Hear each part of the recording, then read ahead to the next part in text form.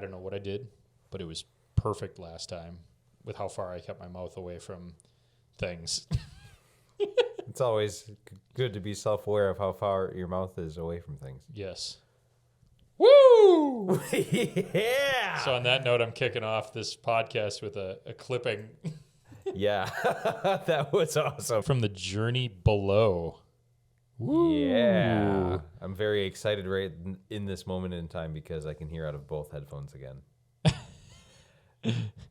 Well, this is an episode about the band Beartooth. Yes. And this album that I'll just preface, I knew very little about this band, and I knew, I mean, let's just be fucking real. I knew their radio hit. That's it. I knew their radio hit, and I knew you liked them, and I knew my wife liked them. That was it. That's all I knew going into this, and it changed my mind a lot. I love this.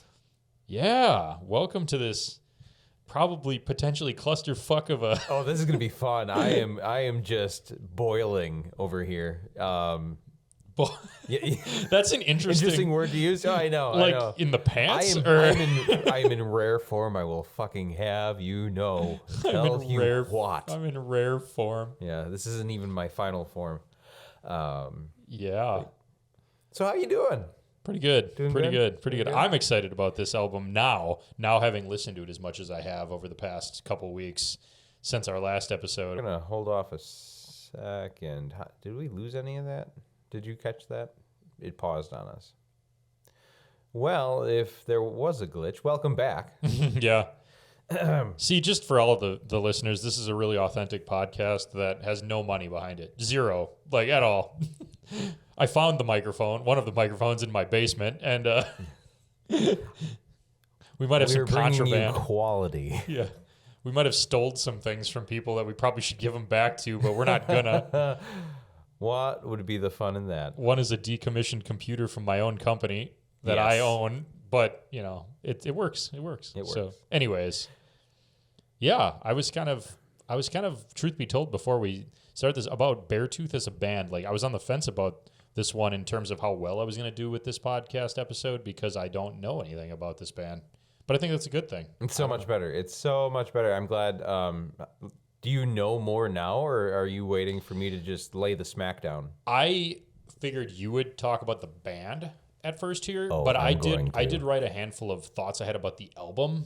Not like going through the songs like I will during my time, which I'll take the last slot this time. I'll let you go first. Sure. On I'm part driving two. this bus. Yeah, on part two, you can analyze the whole thing first.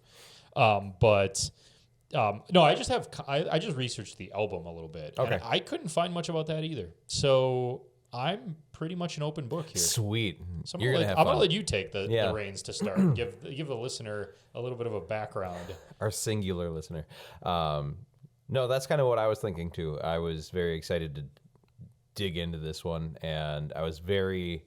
I remember when I discovered that this was a live album that was released, and it started. I don't know if there was intention to release it as a live album, or if they did the live streaming event first and then went, "Fuck it, we're gonna make a live album and put it out," because that's what it was. It was during COVID. It was one of those live stream events that nobody was in the audience for, and they played to nobody, but it sounds fucking great. I am so glad you say that because of all the stuff, and I mean all of you, I had a sneaky suspicion that was what case. This was. Yeah. Interesting. Go for it. Yeah. So that's what this was. And I was very excited to discover that they released a form of it live last year. So we're going to dial it back just a little bit, right? The overarching theme here in Beartooth really is the lead singer's name is Caleb Shomo. Okay. Yeah, you did tell me that. And like that man is Beartooth. Okay. He came from a band called Attack Attack. I know what that is. Yeah. I don't know the songs. I know the name. Stickly is one of them. And they actually did notably well. Attack Attack came out of Ohio. The hell's the big city in Ohio? Cleveland, Ohio. Cleveland's got the Rock Hall of Fame. Cincinnati has, unfortunately, the Bengals. Yeah. They came out of Cleveland, Ohio. I might be wrong about this city, but I'm certain about the state. Okay. And so they did notably well. He started out in that band when he was 15 as the keyboardist and backup singer. Wow. And then a year later, the singer left. He took reins. Mm-hmm. And right after the original singer left and he took over, they got signed to a record deal. Okay. They had, I think, if I read correctly, via Wikipedia, that they had 3 albums. Mm-hmm. And their first album cracked the Billboard Top 200 with like a 196 or something. Okay, so pretty far down. Far down, yeah, but I mean, shit. You know, he was 16, 17 and cracked the top 200. No, absolutely. Holy shit. That's some impressive shit. Yeah. I was just curious, how. Right, and then the range of what. Yeah. It continued to climb. Well, not that album, but the albums continued to climb from there. The album after that did notably better. And then I want to say they cracked the top 100 of the 200 with their third album. Sure. And from there, they disbanded in 2012, if I remember the dates correctly. And they disbanded because Caleb decided to step down. He was dealing with a lot of shit, and he needed to seek out therapy, and he needed to do, he suffered from clinical depression, amongst other things, and he was really having a hard time with all of that. And before he left Attack, he was writing for Beartooth. Sure, okay. And that band was originally going to be called Noise until he found out that that name was taken. I feel like that name is probably taken by an 80s hair metal band that didn't get off the ground. Spelt with a Z. If I could be so unbelievably brash. If I could be as abrasive as a polishing pad for a vehicle. How's this for sandpaper? Yeah. Yeah. So from there, he started writing. He wrote and recorded, I think very similarly to Dave Grohl, all the instruments for the EP, right? Yeah. And then he wrote Disgusting, which I believe right before that they were signed to Red Bull Records. Okay. Red Bull's got a record company. They do. I'm learning everything new every day. They have a Formula One race team. They have a record company. Yeah. All on this. It's kind of like Yamaha. They have motorcycles and the drum set I use on this. Absolutely. Come with me. We're going to go on an adventure. Yeah. The Magic School Bus. And so, how did that pan out? I'm just going off of memory from what I read earlier today. But he started writing for Beartooth before he left Attack, wrote the EP, and then Disgusting was their first album. The first single they released was Beaten in Lips. And, yeah. Yeah. And the video came out with it. And then they had a live streaming event. It wasn't I should say it was a streaming event. It wasn't necessarily a live streaming event, but they previewed the album the day before it was released, Disgusting. Okay. This was still, we're talking their first one, you said? Their first full-length album. Okay. Right. And then from there, they released the album Aggressive, and then Disease, and then Below. Okay. Are they're fairly new-ish in the great scheme of things. Yeah, right? They're new-ish, right? He started writing the music back in 2012, but I think around 2014, 15 might have been when Disgusting came out. Sure. Okay. All So, right. Yeah, that makes sense. So I have something to kind of contribute to that, but from my perspective. Yes. We both kind of picked out this album to do, but I knowingly knew going into it, well, any live album's a good live album for it existing. That's my philosophy. Right. But I knew going into it, you know way more than I do about the band, right? So I had jotted down when I was kind of originally doing some research about doing this album, I was looking more at, like I said before, just the album, the live album, or the live recording of known as Live from the Journey Below. And I had noted that I know very little about Beartooth as a band. Yeah. Like you had brought up the lead singer, Caleb, right? Yep. And I had discovered it's kind of how I feel newer rock bands for me are, is I don't connect with the members anymore like I did when Slipknot and Mudvayne and Korn and all that. It's like I knew all the members, right? Yeah. That's probably an age thing, but it's also possibly, I think it's a good thing, and I think I might have jotted this down too.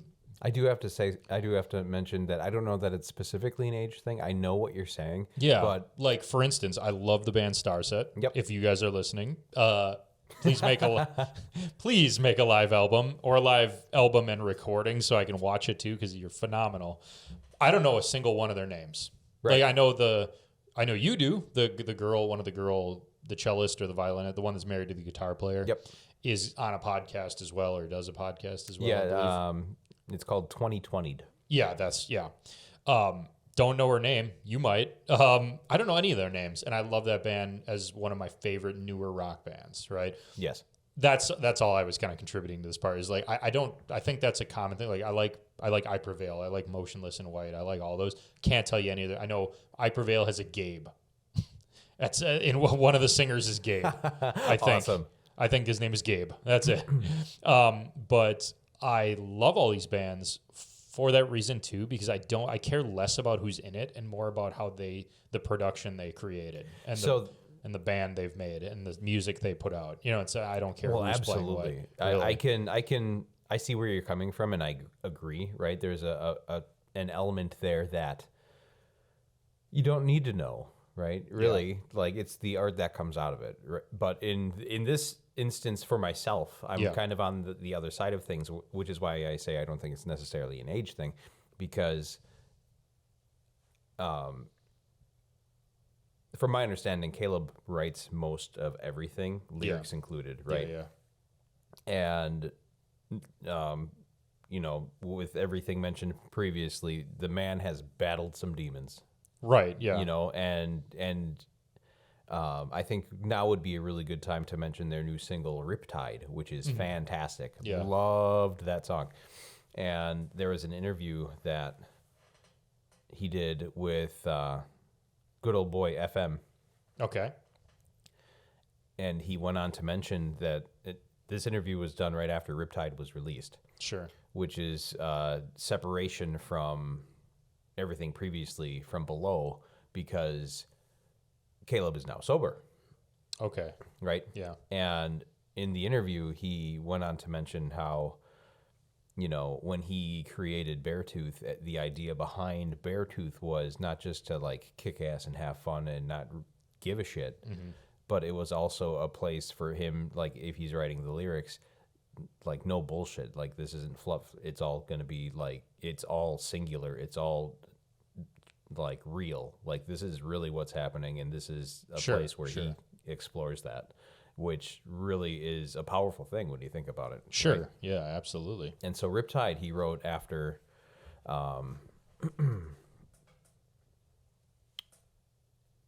after he started to, for lack of better terms, clean his shit up. Okay. Right? Okay. He said in the interview that he drank a fuck ton. Sure. Right? And he goes at a certain point, I was just like tired of feeling shitty and right. Yeah. And he noted the changes that he started to feel after things started to become more clear and what have you. And Riptide is, the process from where he was to where he is now. And I think the phrase he used was like a notable departure for like what he's going through now, which is different from where he's been essentially. Yeah. Right. Sure. He had stated he wrote Below while they were on tour for the most part, like fucked up most of the time. Wow. Yeah, it's interesting because just like we'll discuss in each of our parts of this episode, I love a lot of the lyrics of these songs. So when you think about somebody writing things up, quote unquote, fucked up. Right. Like, I mean, our listener or two maybe now that we're 6 episodes in. Yeah. Now I doesn't probably know yours and my personal life well enough to know that I personally don't really drink all that much at all. And I have been drunk plenty of times in my youth, or at least incredibly buzzed. You know what I mean? And even and I say that because at incredibly buzzed, I'm nowhere near useful to what I do for a living. Sure. I couldn't come back home and start writing content for a website or designing a bunch of apparel for a client. I'd be doing it bad.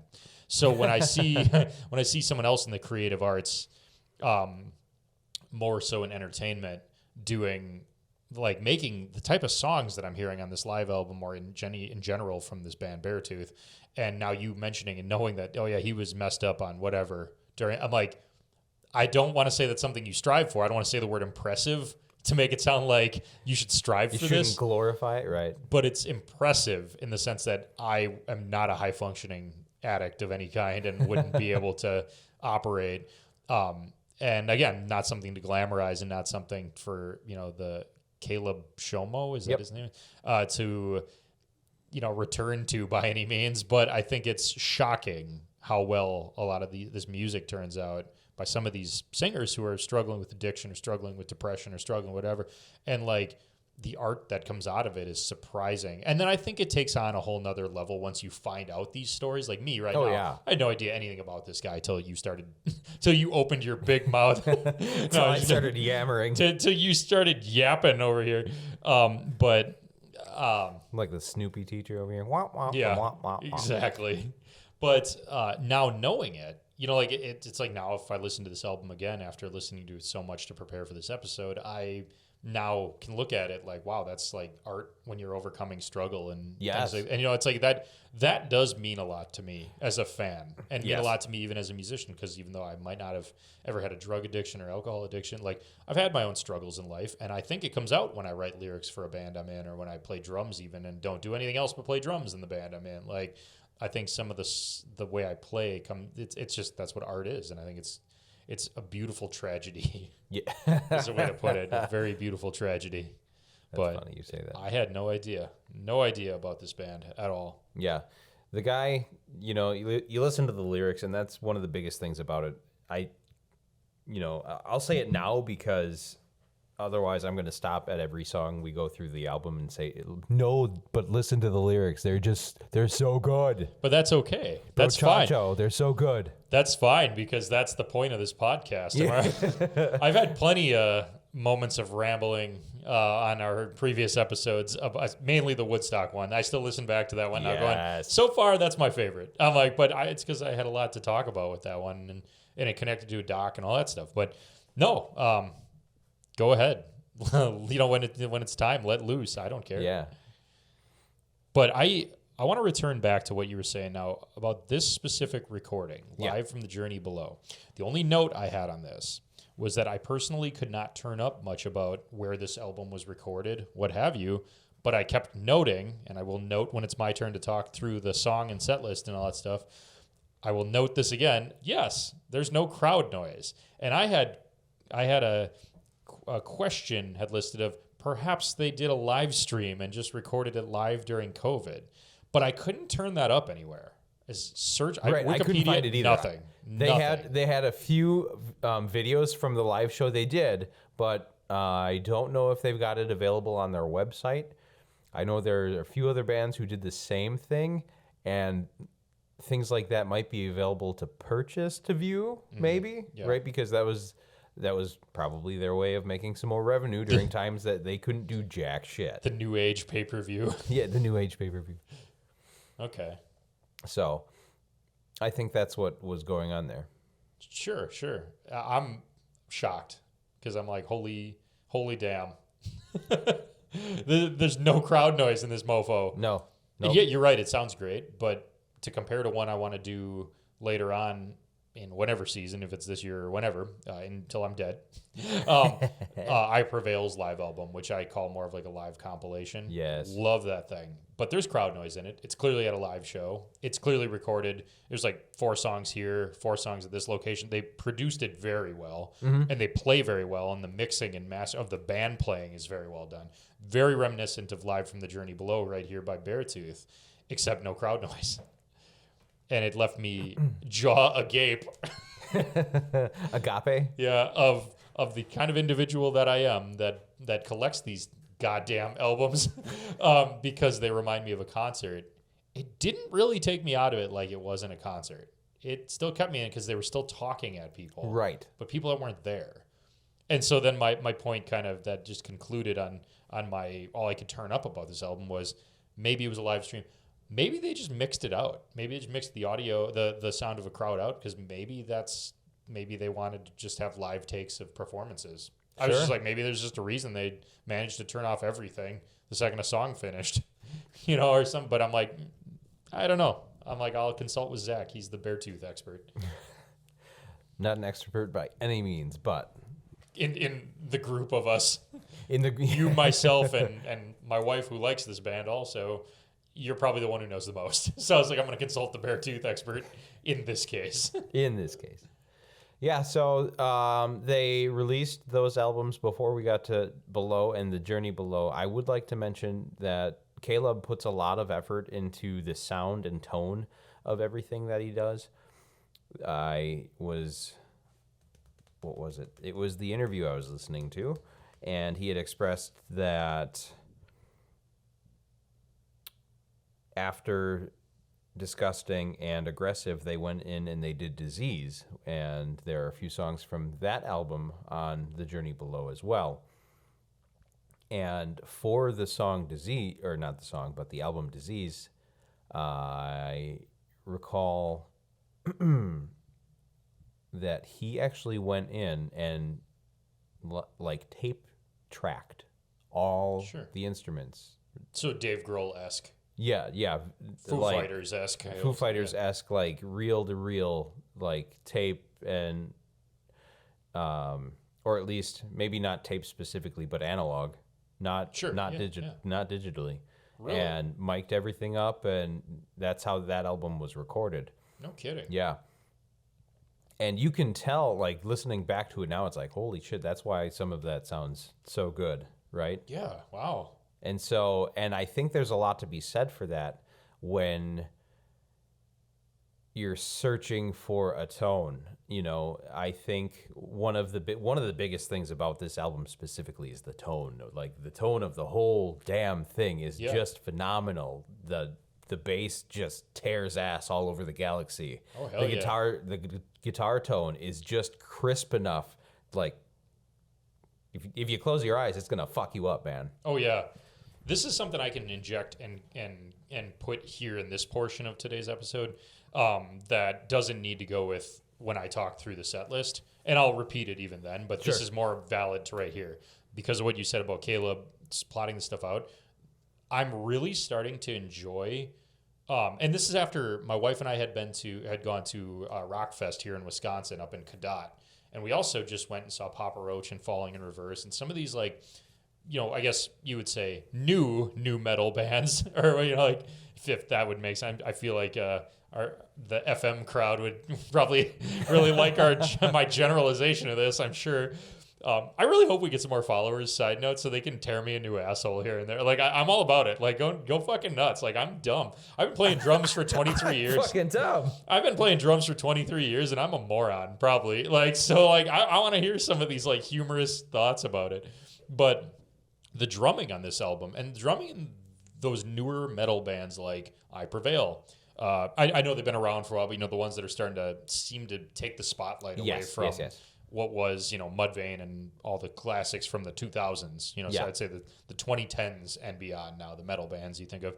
The drumming is very technical, but it's very or like the Ice Nine Kills kind of drumming, like that's over the top. That's some next level drumming. But like, you're still, damn right. There's a certain level of like technical meets athleticism, and I really enjoy it because I looked up a video of their drummer, and I've watched the new drummer that I was telling my wife at when we were at Papa Roach and Falling in Reverse here in Milwaukee, I was telling my wife, the drummer for Falling in Reverse is this guy named Luke Holland, who is kind of a YouTube, educator, clinician, whatever you want to call him, or influencer is probably the right term, before he got picked up on some of these tours, these bigger tours. And watching him play leading up to going to the Papa Roach concert, he's playing very similar to the drummer for Beartooth, probably pretty close to the drummer from Ice Nine Kills, and he's not going fucking ape shit.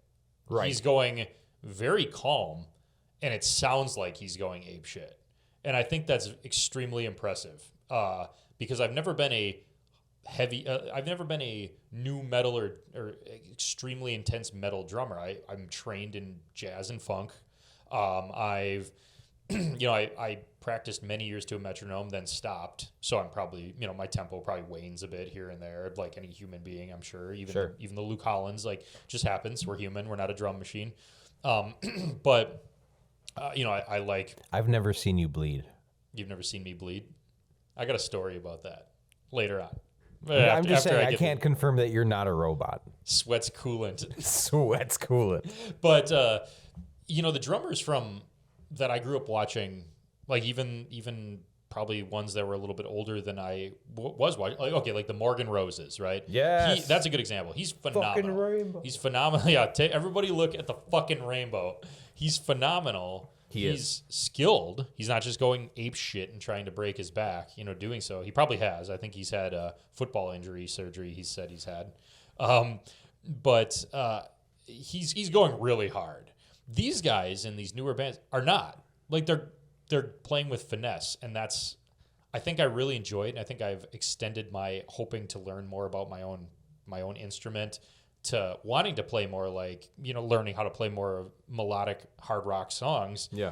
Because I think this will age me. When I was growing up, it was either you're going fucking hard and ham and going absolutely insane, or you're not playing in a metal band or something. It's that's not really the case. No. And much like screaming, which I have comments about for this album during my turn, if you're doing it right, you might have some longevity to it. If you're doing it wrong, you're going to Chad Gray the shit out of your voice. I feel like he even would agree with me if he heard that. Yeah. Or he can insult me. I don't care. I feel like he would have to. Because I still like him either way. So I like him even as the sloppy mess that he's become. And I liked him when he blew out his vocal cord. I don't care. But, for his own personal health as a human being, just like Morgan Rose, I don't want to think that he's beating the shit out of himself so much that he won't be able to do it and I won't be able to enjoy it in 10 more years. You know what I mean? Some people do, some people don't. But I love the drumming on this album. I love the drumming in this band. Yes. And I don't know if it's the drumming in the same way as Ice Nine Kills, when we talk about their live album one day, the drumming on that compares very closely to the drumming on their actual studio recordings. Yes. I haven't listened to enough Beartooth studio recordings. I've only listened to this extensively over and up probably 25 times in the past couple weeks to prepare for this. And I hope the drumming is similar on the I hope it's not like you listen to the album and it's kind of okay, it's just the beat or whatever, which is fine. Playing in the pocket is fine.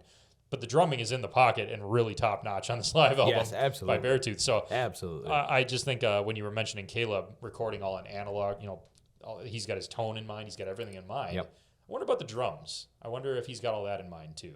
I'm sure he does. I would think so. But he does if so, him and his drummer teaming up do a great job at that. It's quite impressive. And I would love to see the behind the scenes of that because absolutely. I have recorded with local original bands here that aren't big time at all, that were trying to quote unquote, and I am quoting and unquoting heavily for all those who are just listening and can't see me right now, which is all of America. And then some. Quote unquote collaborating with me when it really turned into stopping me literally every 3 seconds to tell me how to play that part, and then tell me how to play that part, and then tell me how to play, where it becomes a hodgepodge of shit that can't be replicated live without Neil Peart level practice that I don't do because I wasn't a full-time drummer for this band or something. You know what I mean? So it was kind of disheartening. But when I hear that whole, the Dave Grohl-esque stuff, I only always hope that the collaboration there when you're dabbling in the other instruments and trying to plot out how an album sounds as the leader of the band, that you're actually collaborating and not stopping someone like, no, you fucking idiot, do this. No, it's not double bassy enough. Do more double bassiness. Jesus, yeah. But, man, hats off to, I love the drumming on this. Absolutely loved it. It drew me in, and it's going to be hard for me to listen to something new for the next episode. I'll be honest with you. I'll just preface it with that. And I'm impressed by that because I was not expecting to walk away from this like that. But, yeah, so I couldn't turn up much. I was really relying on you to find all the nitty-gritties. Oh, yeah. I could not turn up much about this. There was something I was going to mention that breezed through my brainus, and I have since lost it. Inserted. Yep. Hopefully it'll come back to me. It was regarding one of the earlier albums. It might have been the album Disease. Okay. I know there's some behind the scenes YouTube clips from Disease. And that's all I can remember at the moment. If it comes back to me, I'll bring it back up. But going into like the creation of the album Disease, you were saying? Yeah, there's some behind the scenes like recording stuff, like video stuff on YouTube you can find. Sure, gotcha. But if I remember what was apparently so important that I forgot, I'll bring it back up. But jumping into the journey below. So, real quick, before we go into your part of that, yes, and we'll play a jam perhaps before then for our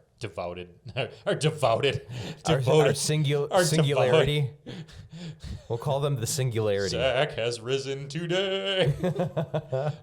No, so I knew nothing about where, how, whatever this album was recorded. Did you find anything about it then? How this live album was recorded? Where it was recorded, the whole thing. Like, give me the background on that before we dive into you. Sure, before let's we take do a jam look. here, because I did find something. I don't know. Yeah, I did find something. Let me take a. And I still don't know, so I'm excited to learn. I didn't save it, unfortunately. Okay. I'll take a real quick look to see if I can find the article.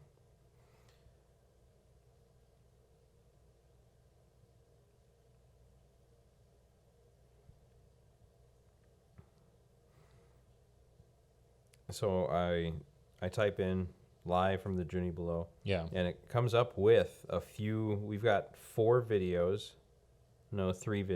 Skin, Dominate, and The Past is Dead. And this is actually from. Those are actually from videos from the performance. And okay. I did watch those.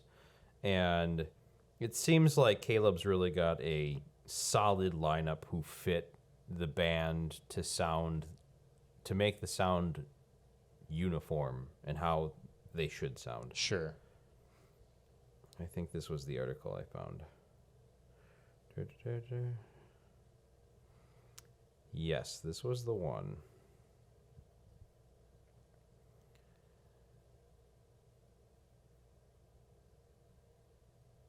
Let's see if it tells me where.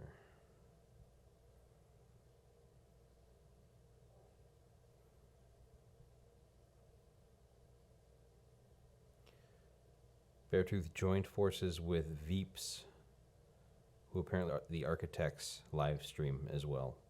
Oh, so that band has something too? Architects, yeah. Yeah. And another one, one song, probably played on Sirius XM. Yep. On Octane. They've got a single that came out recently. Some of the singles they've been releasing over the last few weeks are actually really good. And they've got one, actually, it's really funny. The title of the one song is When We Were Young. Back. That was the, that's also the name of that festival. No, I know. Yeah, the one that's going on in Vegas, right? Yeah, the one that's going on in Vegas in I think, October. Yeah. And I think the song title is Tear Gas, is the latest one, which is really good. Sure. I could be getting that wrong. Sounds like something I'd be into. Well, I know one of their songs that I kept hearing, no joke, on Sirius XM. That was just the go-to, on Octane that I kept hearing Architects and Wage War. I think them too. That's where I heard my boy Jelly Roll. Yes. Gotta love that. All these great newer, or not newer, just they all have new music, new stuff. It's like, man, no live albums. Motionless in White, none of them. Nothing for me to collect yet. What the fuck, guys? Just hit record. It's okay. It's okay. Just let it into your body. Oh, whew. Just the tip. It's okay. Just accept it in. Woo! If you don't find anything. I'm not seeing as to where this happened, other than the fact that it was a live stream that they... I'm sorry. I'm a moron. That's fine. I don't need to know where. I was just like, where did you find that it was a live stream? Oh, that? Yeah. It was just on their Wikipedia or something? Oh, no. I typed in the album name, and I came across an article, and it was a review of the live stream itself. Sure. And this was during COVID? This was during COVID. This was... the article was written... I hope everyone July enjoyed. 15th. I hope everyone enjoyed just listening to us search things on our phone. Yes. July 15th, 2021 is when the article was written. Oh, okay. So it must have been... Well, I mean, the album was released last year also. Yeah. They could have recorded it, though, maybe during kind of the throes of the pandemic, I guess. Yeah. And then didn't release it until... Well, they released Below in 2020. Okay. So yeah, it had to. I mean, I didn't hear much about bands doing live streaming, live album, like that sort of thing. That COVID live stream concert stuff after 2020, I didn't hear much anymore. It died pretty quick, I feel like.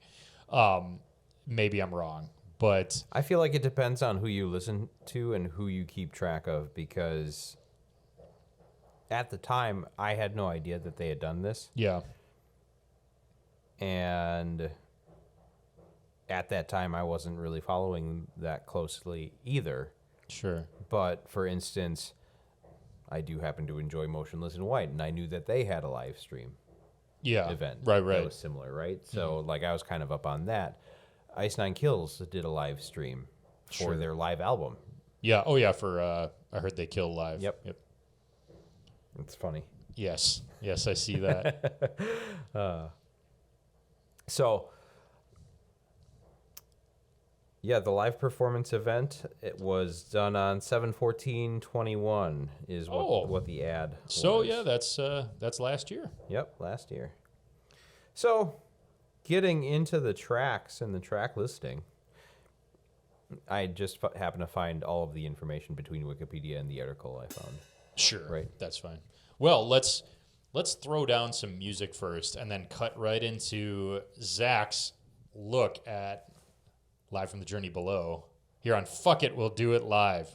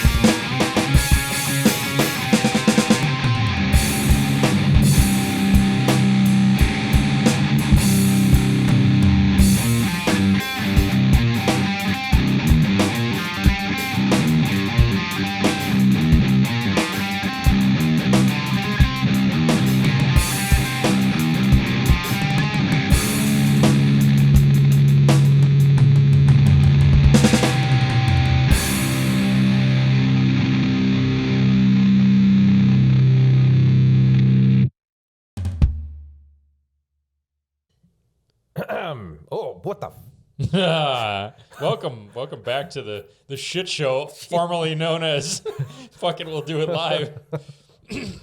Brought to you by Pepsi. I have no idea. What the fuck just happened? Well, I am very eager to hear Zac Salzman's take on Live from the Journey Below by Beartooth. And I am going to have handy the set list, so to speak, on Spotify just to kind of follow along with you. I mean, not that you follow it, not that you have to. Right. Just trying to figure out and just to have something to follow along with in the event you're calling out some stuff. Because before you start, when I was listening to it, I was realizing I was finally starting to remember the names of the songs. Yeah. As I was again, that's coming from someone who's never really listened to them too much. I was starting to finally remember the names of the songs, which one was which, that sort of thing. Because I was identifying with a lot of the lyrics without identifying with the name of the song. But all right, take it away, sir. Yes. So the entire album starts off with the title track, and the title track kicks off the entire album on both the live version or the live recording here and the studio recorded version. And the opening lyrics are, "I feel the rage, something starting to grow, 666 feet in my hell below." And then it kicks off into a whole bunch of ass kicking for the next hour and some change. Ass kicking ensues. I'll tell you what. Hell yeah. I love that entire album, Below, the whole deal. This deluxe, it's titled Deluxe on YouTube Music. I don't know what it shows up as Spotify. On Spotify, it's Below Deluxe in parentheses. Right, but the live event was titled Live from the Journey Below, which is fantastic. So I think just the tone of all of the songs, you can tell. I guess instead of going track by track, I'm going to kind of do an overview of the whole thing. Sure. You can kind of tell in terms of tonality, the difference between songs and what albums they're on, but you can also, like, it's not so drastically different. And maybe part of that's in the writing. Maybe part of that's in, like, they were in a certain place when they wrote those songs in the beginning and they've only gotten better. And maybe the tone's the exact same all the way through. It just sounds different given the, the song it is. Sure. And the technique and what have you. Sure. Yeah. But they start off with Below, great track, kicks ass from start to finish. And then they jump right into Devastation. And what I like about this album is between the songs, they either Caleb talks a little bit, like to the audience between the songs, and in some cases there's almost like a little bit of an instrumental piece in between some pieces, which I found really, really awesome, and it really pulled the whole album, live version of this album together, because it bridged the gap between, say, for instance, the set list is Below, Devastation, and then they go into Hated, which was from the Aggressive album, and Sick of Me. Yep. Right, so in between a good number of those songs, however long or short, there's this little instrumental piece in most cases that bridged that gap, which I really loved about the album. And my love for this album really drives from the lyrical content and the meaning behind the songs, right? Yeah. And most of that comes from, relating also to some of the, Yeah. I really liked Sick of Me. That was probably one of my favorites off of Aggressive. Sure. Fed Up was a great one off of Below. In the article that I was reading, apparently during that point in time, Caleb picks up a guitar and joins everybody on guitar while... in this live recording. On the live recording, and tears ass all over the galaxy. So, funny you say that. I don't know how you use YouTube Music, you said? Yeah. For your primary streaming, Yes. other than buying, maybe. Correct. I use Spotify. On Spotify, instead of having the album cover up on a lot of artists' stuff, there's videos looping in the background. And on their looping video, it does show that this was clearly a live stream. Maybe when we take a break, I can show it to you, or after the podcast, just for the heck of it. But on the background of, when I'm listening to this, it's this looped video clearly from the live stream, and he has a guitar. Like the lead singer, because the lead singer is the guy with the headband and shit, right? Yep. He's got a guitar in the looping of that. So I just noticed that, and I was wondering when I was listening to it through my smart TV upstairs while I would do business work during the day. The background picture on the TV isn't the looping video; it's just a picture of them and the lead singer with his like headband and so. I was like, he looks like a lead singer. He looks like, I didn't know he was Caleb, but I'm like, he looks like he would be the lead singer, but I can't picture him having a guitar in his hands too. Sure. Until I saw that looping video on my phone version of Spotify where I was like, so okay, maybe he plays guitar. So that's interesting you bring that up because I saw that. Yeah, Fed Up was one of my favorite songs off of Below.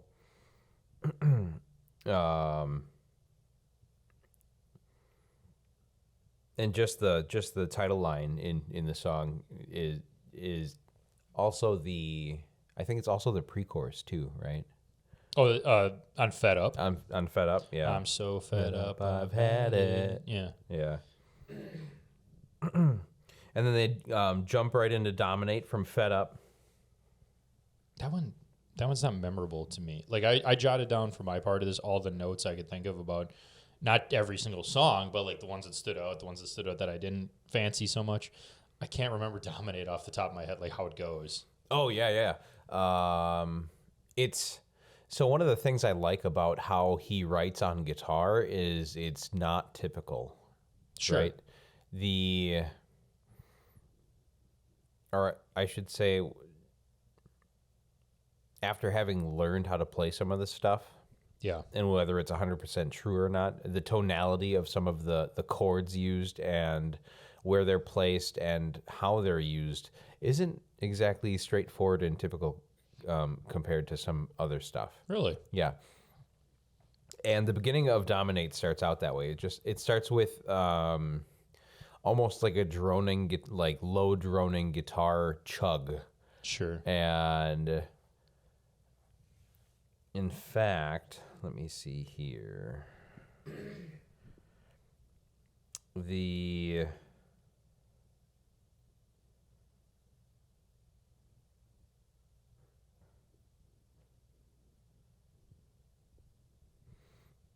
So the opening lyrics for it are, "We who sailed across, the ships began to shift, stripped us of our reasoning, pushed in the abyss.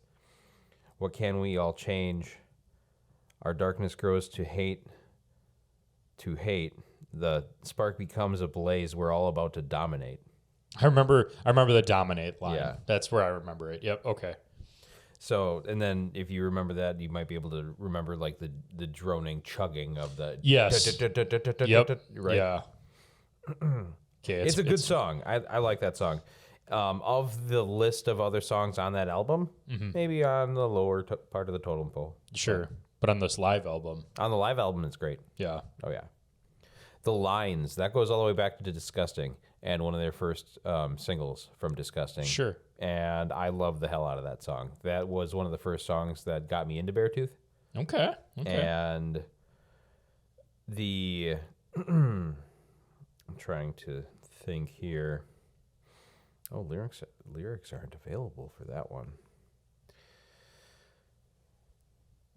Everything about that song is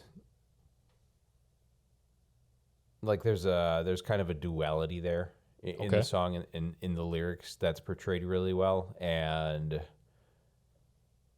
you can really, at least for me in terms of relating, like you really get the feeling from where where this is coming from in the song. Sure. And the chorus really just hits with that one. Question for you. Yeah. Because now knowing, because this is a learning experience for Brad over here about this band. Now knowing he had drug problems, is that song written about, like, bit in between the lines. Yeah. That Are way. we talking about cocaine? That I don't know. I don't know what he's talking to specifically. Sure. Right. When I mentioned earlier that like he was clean, like I don't know if he was like a heavy drug user at all, but I do know he was like heavy into alcohol. Okay. And that's primarily where that part of the interview directed that statement. Gotcha. Right. In That terms of hard drugs, cocaine, and all the other stuff, I have no idea. Okay. I was just curious because, it's a big learning day for me. Yeah. All I know about them is their live album right now and the song Skin. I certainly hope not, right? Especially having started at 15 as a keyboard player in Attack, and then for that kind of monster to grow from there to whatever it could be. Holy shit. Yeah, that's true. Right? But, off topic. When I was in school, I had to write an article about, I forget what we were supposed to do it on, but I chose to do my research on Linkin Park.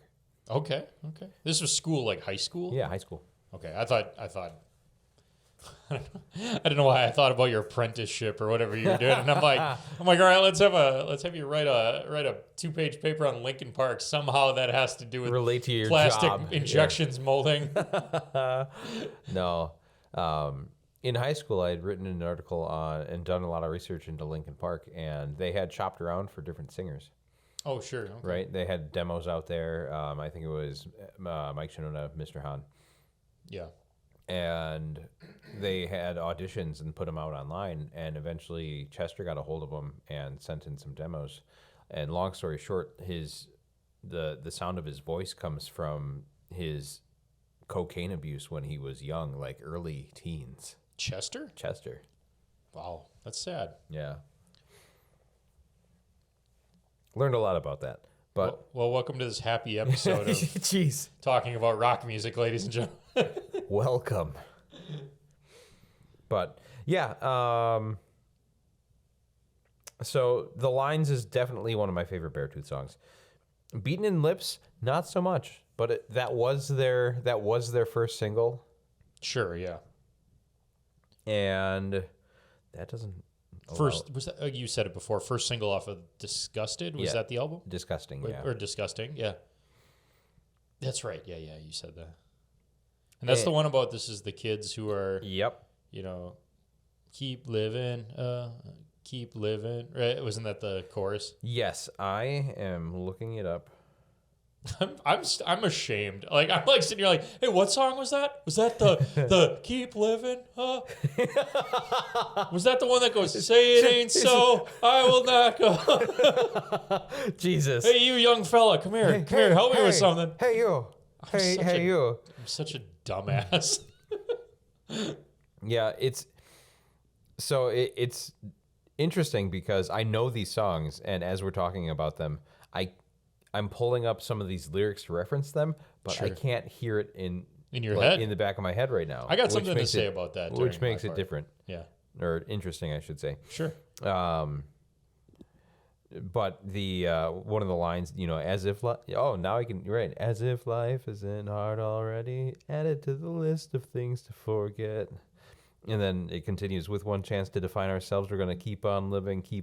And then it goes into, this is for the kids with the beaten in lips whose parents try to shut them up using their fists. Yep. Right. So just again, adding to the happiness of today. I know it, but that's the thing. Yeah. It is. You're right.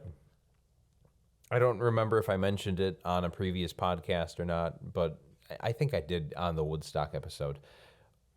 Relative music, heavy music relative to like mental health and relating, right? Yeah. And the release and how it kind of helps shift the balance there. Yeah, right.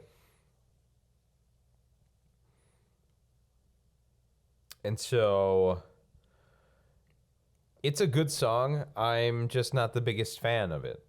And maybe it's because of the content. Maybe because it's like, I get it. Like it's upbeat for being a song about shitty being people. Abused by shitty people. Yeah, I mean, that makes it less morose. I know it's more of like a fuck you. Yeah, on a scale of cry like an emo kid to punch the wall like a Kyle.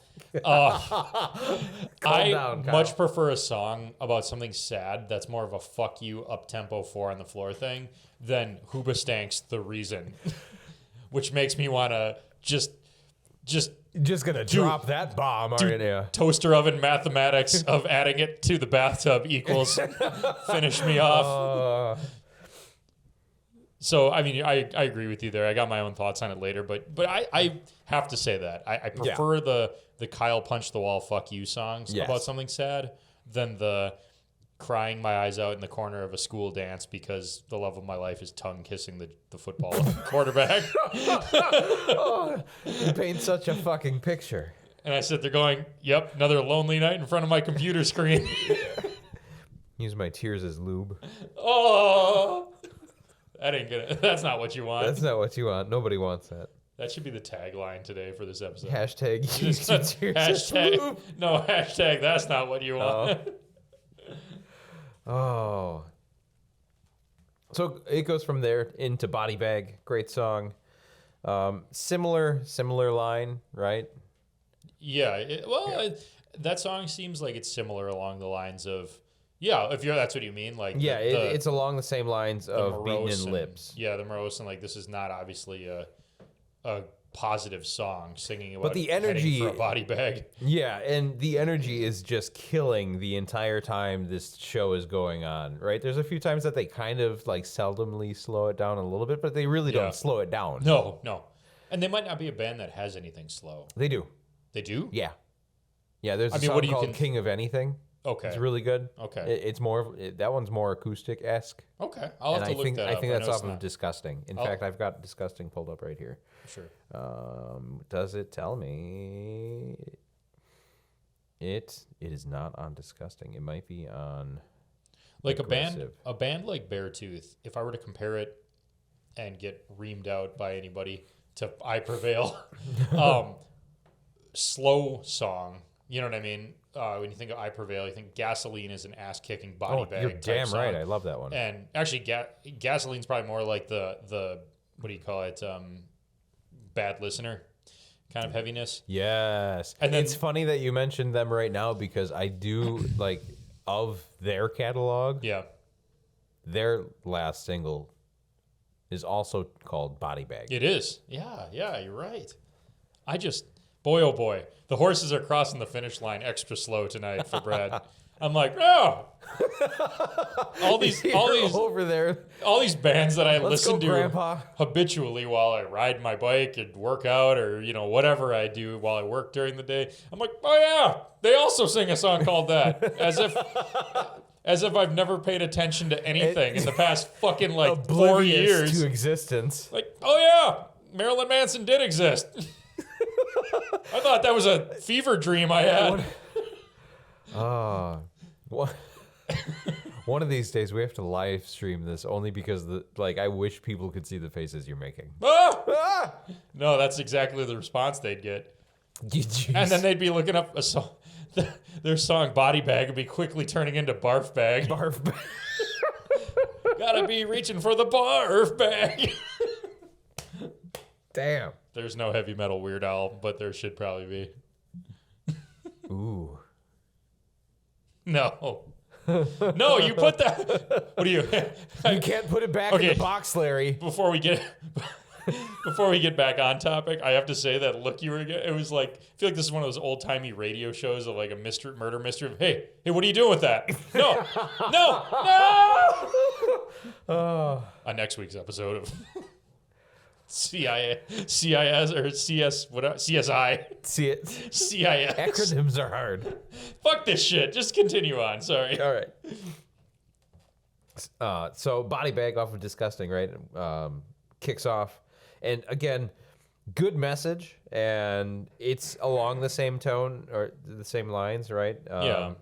It's morose lines. Morose lines. Mentioning the fact that he had dealt with clinical depression and he dealt with all sorts of shit. Like you can tell in the lyrics, the guy fights. Guy's been through it. Guy's been through the ringer, right? Yeah. And the chorus here is what really does it for me for this one. And if I could set the clocks back, I wouldn't be headed for a body bag. One life, one decision. Make sure it ends with you still living. Like that's good stuff. That's good stuff. In fact, I saw them with I Prevail at Warped Tour one year. They were co-headlining, and Beartooth ended with that. That's pretty cool. Yeah.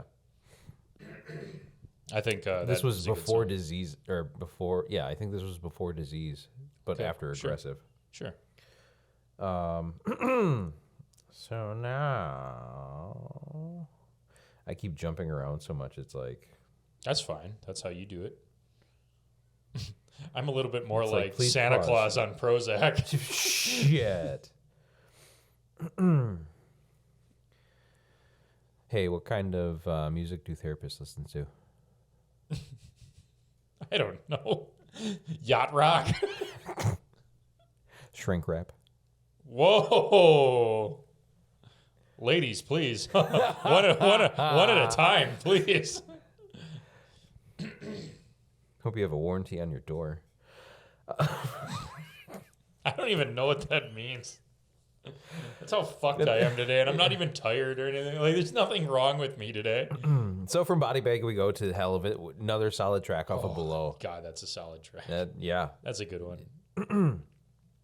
But Skin really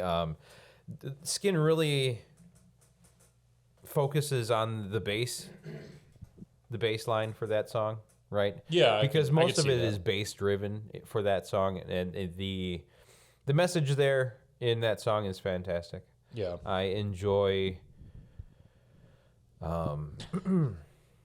Sorry, finish your thought. It's not this. What I'm gonna say is not important. It's gonna ruin what I'm trying. No, it's not gonna ruin anything. It's just not important in the least. Okay.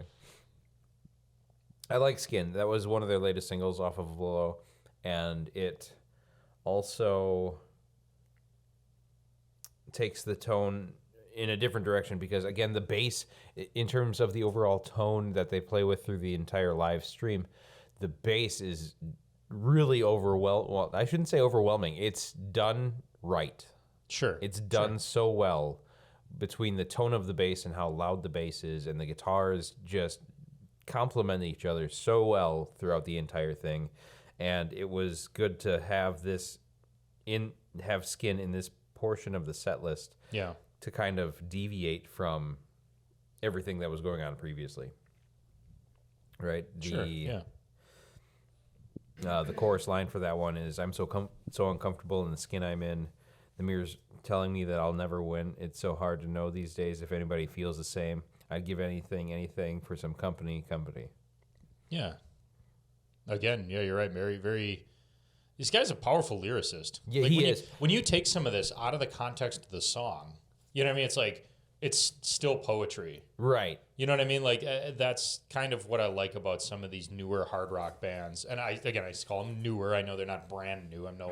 I Prevail has probably been around for a while. Beartooth has been, since the guy was 15, he's been performing and been a notable name in the industry. And I actually remember what I was going to say before that I had lost. Excellent. And this has... I'm ready to ruin it. Fantastic. And this relates to what he was doing between Attack and Beartooth. While he had some of those songs written, he had also started to co-write. Okay. Right? And that's where some of that had happened. And maybe where he cut his teeth in creating lyricism. Yeah, lyricism. Yeah, I guess that's maybe. A word. I don't know. English is hard sometimes. He got a call from somebody he had worked with before, and they wrote the in between. Oh, off of Disgusting. Interesting. And so he kind of started honing his skills in some of the co-writing stuff. Sure. Right. So that's what I was going to mention. Very cool.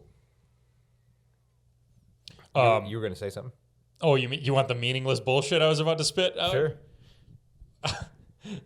All I was going to say is that the song, when you were saying, I like the song Skin, I was thinking of the lyric, and I'm just thinking of Quagmire and Family Guy. What the hell's all his skin doing on my arm? He rips his fucking skin off. They were on acid or something. I don't know. They took something, and they were all like in a research room. Quagmire's itching, and he's like, the hell's all this skin doing on my arm? He peels it off right down to the bone. Damn! And it just made me think of, all these years later, ruining a nice moment about a good song. Yeah.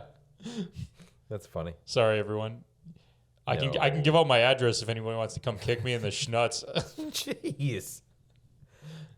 Probably set me straight.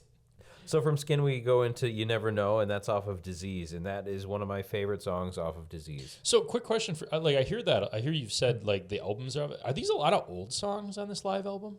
Like I know not a whole lot. No, I know they came out with Below. So Below was the most recent, and that was in 2020. The album before that was Disease. Okay, I'm thinking that one was like a long time ago for some reason. Like based on your story, you were telling me about the lead singer. Yeah. 2018 is when Disease came out. How old is the lead singer? He is turning or just about to turn 30. Okay, so he's younger than you and I. Yeah. Okay. Well, he's not too much younger than me. Right. But that's what I mean. I like when you were saying he was 15 when he was et cetera, right? And I remember that band. But I'm like, I don't know why this is all... just keep going. I'm fucking stupid today. I'm all sorts of fucking... He's out of his mind. Yeah. Are you out of your fucking mind? All right, anyways. Yeah, so to go back, there's Below and Devastation. Those were both off of Below. Mm-hmm. Hated was off of Aggressive. That was there was a special edition of that album which also included live tracks and I think even a live DVD, which I think I let you borrow. Yes, yeah, I remember thinking, oh, this would be great if they had... I did watch it, and I was like, this would be great if they had turned this into a live album. At the time, I was just looking to collect it. We hadn't started the podcast yet. But. Right. And then from there, they have Hated, then they go to Sick of Me, which is also off of Aggressive. Okay. And then Fed Up and Dominate go back to Below. Yep. The Lines and Beaten in Lips and Body Bag are all from Disgusting. Sure. Which I now know is not that old. Right. It is their oldest, though. Right. Yeah, I see what you're saying now. The Hell of It and Skin are from Below. And then You Never Know and Bad Listener and Disease are from Disease. Right. Disease being the title Those track, three, I would argue, are the best from the album Disease. Bad Listener is top notch. Disease is another one of those separations from, like, they kind of slow it down. Yeah. And I really liked that about that song. And I think Disease was the first single for that album also. Mm-hmm. And that's where I really started to get pulled into Beartooth. Sure. When I started to hear some of those singles, I was aware of them. I listened to them a little bit with the In Between and The Lines being some of my favorite songs. But like some of the other songs, again, all great stuff, written really well. But like the songs like Beaten in Lips and Body Bag and what have you, I wasn't much into that at that time. Yeah. So I didn't have a whole lot of hooks in me at the time. Okay, sure, right? Yeah. But then they released Disease, and the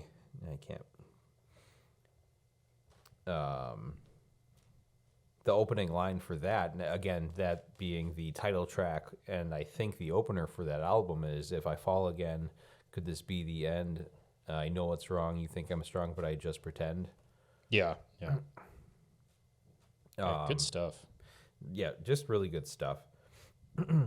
But between those three, Bad Listener takes the fucking cake. Hands down. I can't wait to dive into my part because I have some serious stuff to say about this.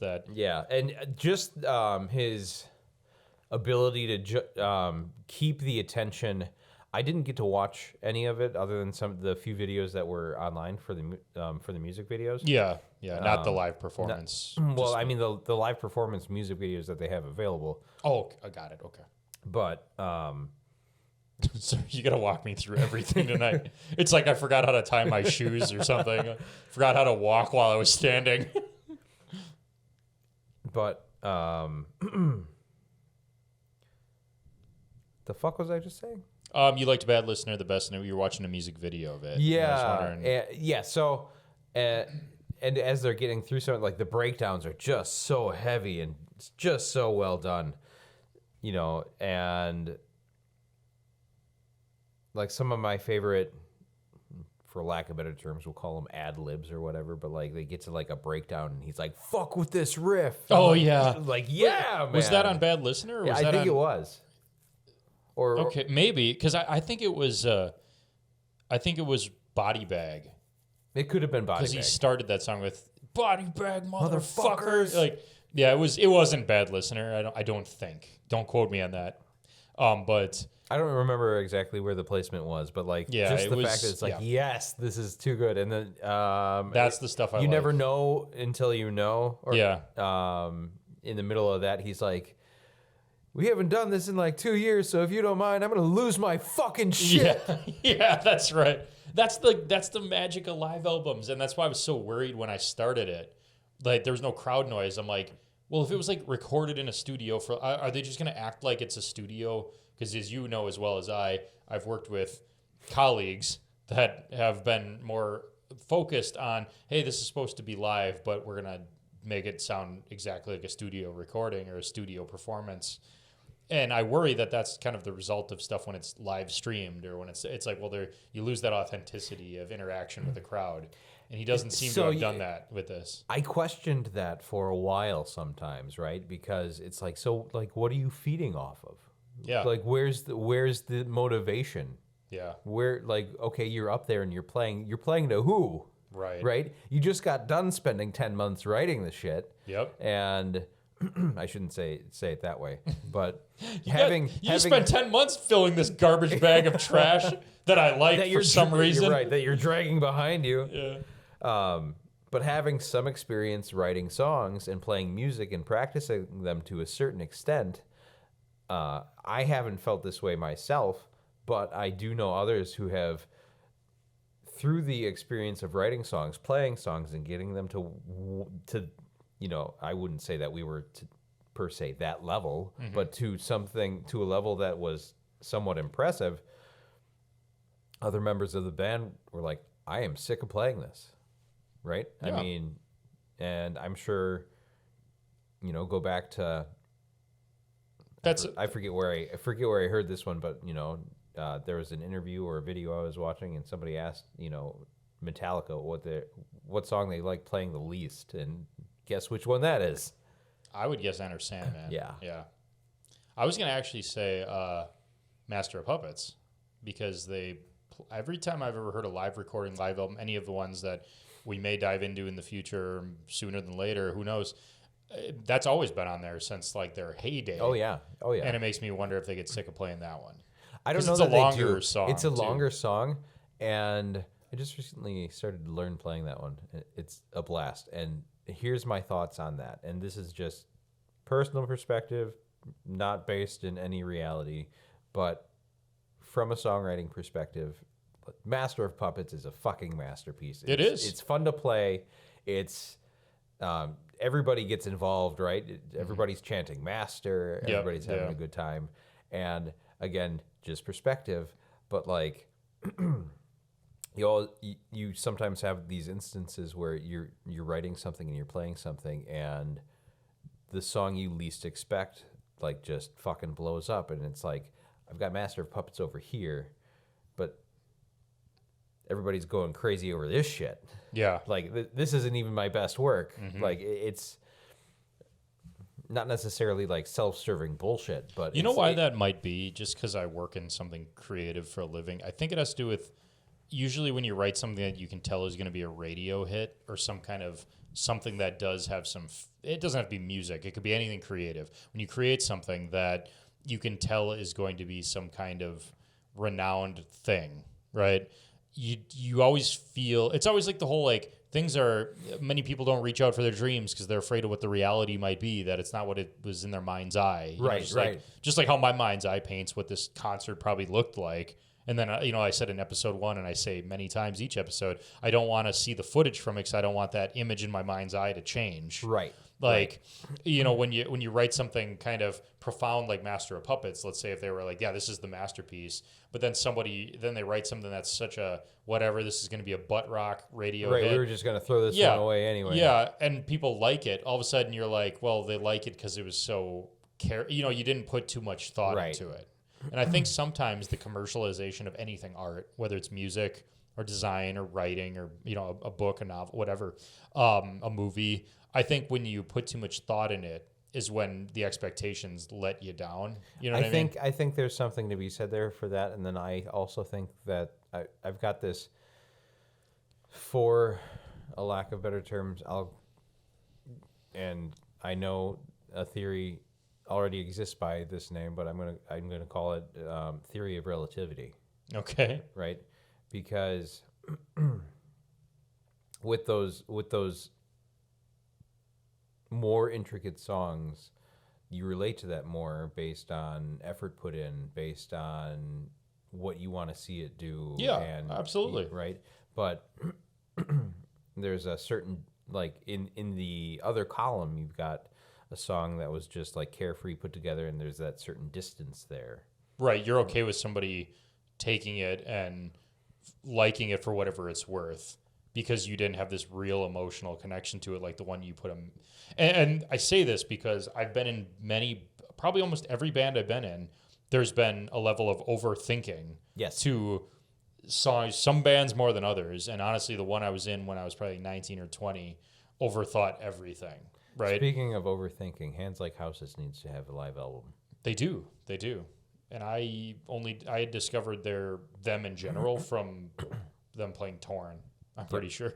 But no, the band I was in when I was around 19 or 20, when I was about 19 or 20, it was like the whole band, every song was overthought to a point where it was like one of the guys who we were practicing at a studio his dad actually owned, because his dad was pretty a well-to-do businessman in the same industry I'm in, multimedia, and he had built a studio out of a brand new garage he built in the back of their house, like on the back of their home, like a separate outbuilding. And it was just the music we were creating was great. And this guy I'm referring to, nice guy, hats off to him, but it seemed like everything was an overthought. And then another member wrote a song that we ended up making our closer because it was easy to play.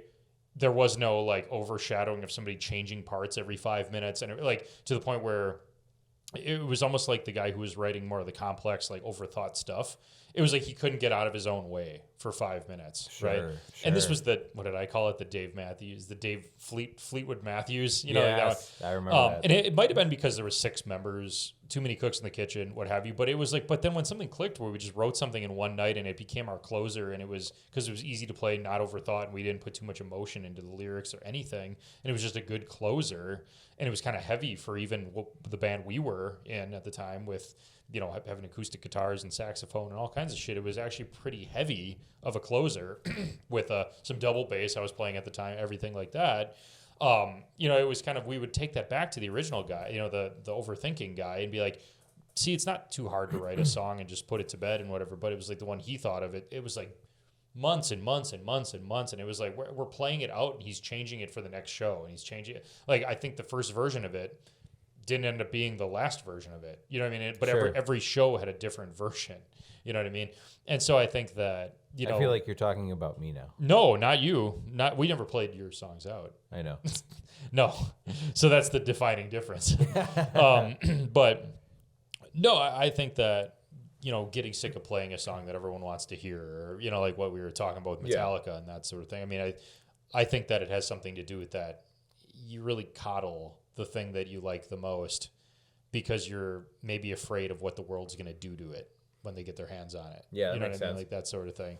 And sometimes they get their hands on it and they think it's a piece of shit. You know what I mean? And you think it's the best thing you ever wrote. Doesn't mean it's not the best thing you ever wrote. But there's the commercial side of it where it's like, well, people might not relate to it. You don't get to decide what it is. You don't get to decide how people manhandle your song. For lack of better, figuratively speaking. I'm just going to leave that there. I'm taking this. Oh, I love that movie. So. It's a goose. So, let's see. So you liked Bad Listener. I loved Bad Listener. That was one of my favorite songs off of Disease. One of my favorites on this live album, between the breakdown and there's something, the reason that all of these songs are so good, I think, goes back to his approach in terms of like holding himself accountable for, like, he says this is his space, no bullshit. I'm gonna say what I'm gonna say, and fuck you. Oh yeah, right. Hell yeah. And just the opening line for that, you say my vision's not a vision at all. Yeah. There's no degree in rock and roll. Finish it off. You say, what was the? I just know the final. What was going to be my And I'm gonna repeat it again when it's my turn. But say I'll never get a real shot. What was before that? Yeah, you so say what is it? And I'll never get a real shot. Say my vision's not a vision at all. There's no degree in rock and roll. Say it's a waste of time. Say I'll never get a real shot. I'll be banging my head till my brain rots. Yeah, it's fucking, oh, God damn. That's a good one. That's better than sex. Welcome to MIDI acapella. Yeah.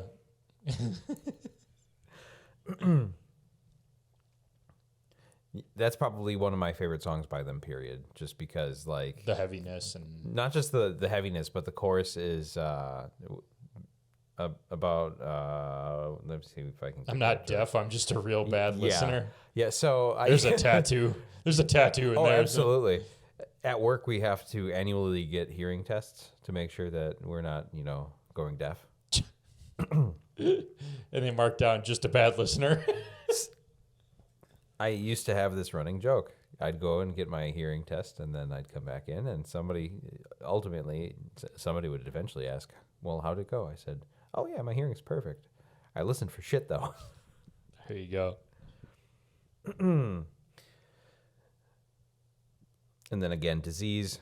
I know I'm breezing back over some of them. No, it's all right. I mentioned the in between.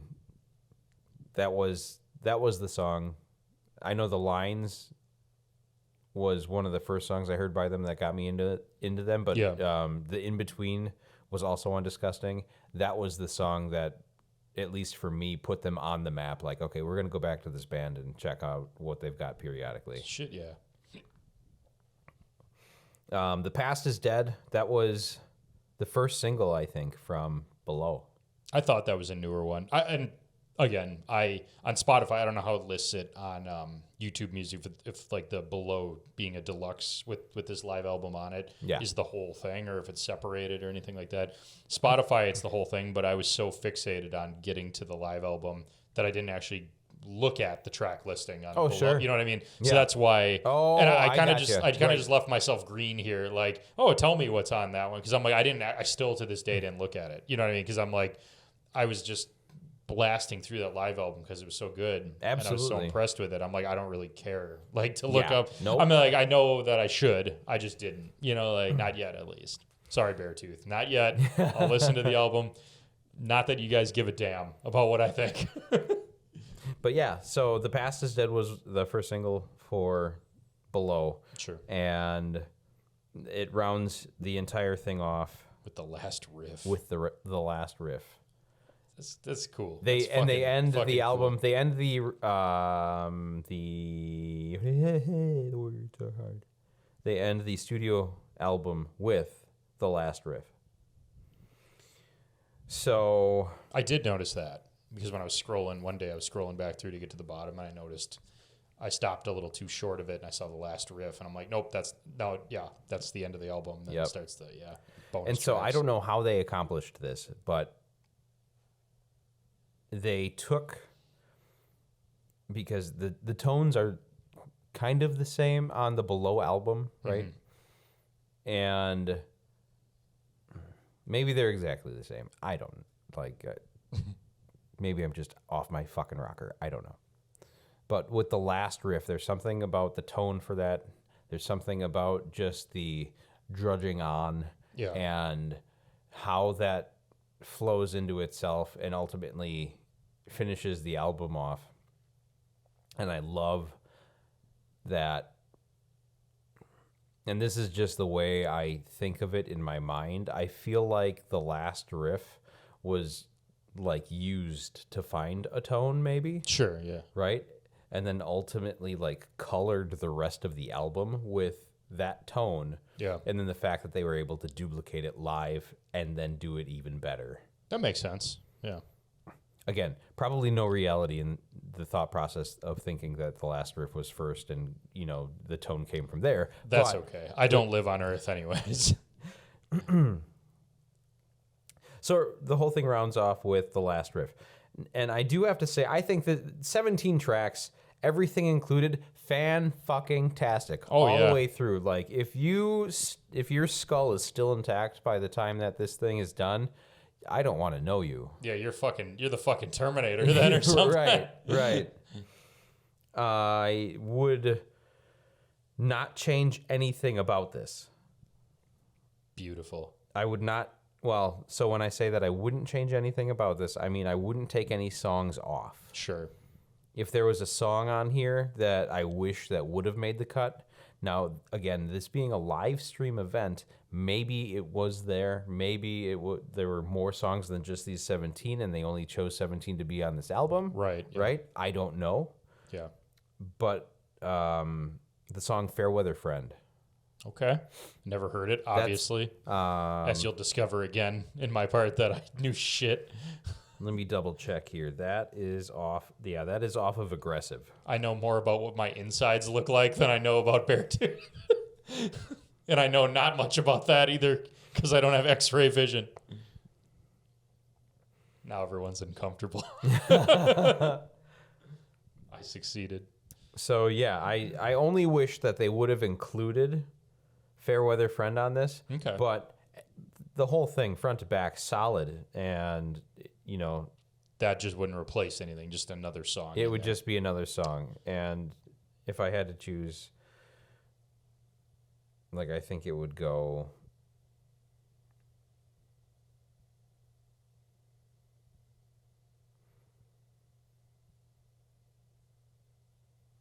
After Dominate.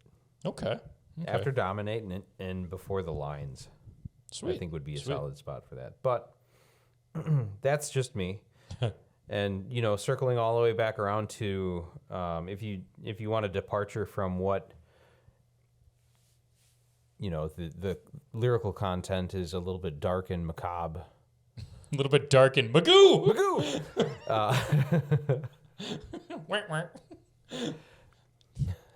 He's nothing like me. Yeah, that's one of his best qualities. Jerry, enjoy my wife.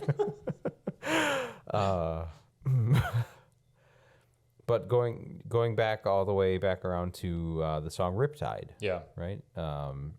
There's more.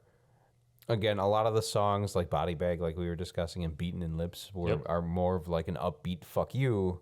Yeah. Riptide, I feel, is more of like an introspective look at like where things were and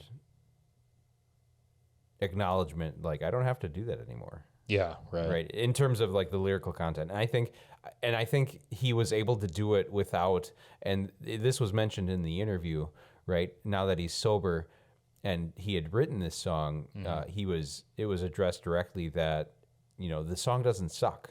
Yeah, right. Right, because that happens to a lot of people, right? Yep. Well, I'm gonna kick the sauce. Yeah. Right. I'm gonna stop with the. Stop with the fuckery do. Yeah. I'm gonna kick the sauce. And so it was mentioned that granted he's sobered up and he's taking things on in a different perspective. The song actually sounds like Beartooth, and the interviewer in this circumstance actually stated it sounded more like Beartooth than some of the previous stuff. Wow. Not necessarily the stuff off of Below. Yeah. But I think it was Disease. Okay. Right? Okay. Yeah, yeah. So, not to necessarily paraphrase another interview with Caleb from Beartooth, but that's all I got. That's it, man. Excellent. Well, let's kick it into a gear of jammage for right now, and then when we return, I'm gonna open up the fucking pit. No. Yes. Boy, I sound pathetic. No, I'm gonna open up a can of whoop ass. No, I'm gonna cut this thing right along the breastbone in a Y shape, peel back everything, and do an autopsy. Yeah, here come the organs. Here come the organs of Live from the Journey Below. But let's do some jamming right here on Fuck It, We'll Do It Live.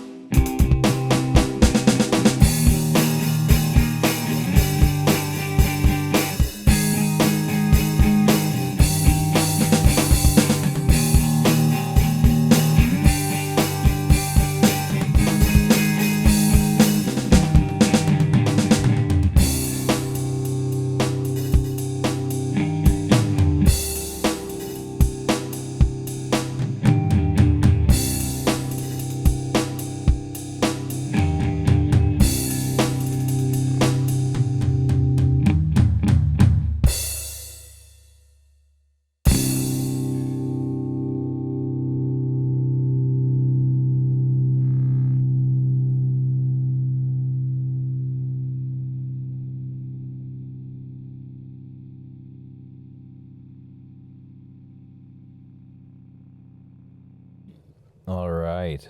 Woo! Are we? Yeah, we're recording now. Yes, sir. So that last jam was not exactly the last riff but it'll do. It'll do. It'll All do, right. pig. It'll do. Here's my turn to unbox this motherfucker. So there is one thing I want to mention before we move on. I know I didn't mention it earlier. Yeah. But I do wish. I said earlier that I really would have loved to have Fairweather Friend on the album. Yeah, that was your change. Yeah, that was my one change. I really would have liked them to include more Below songs on there. Sure.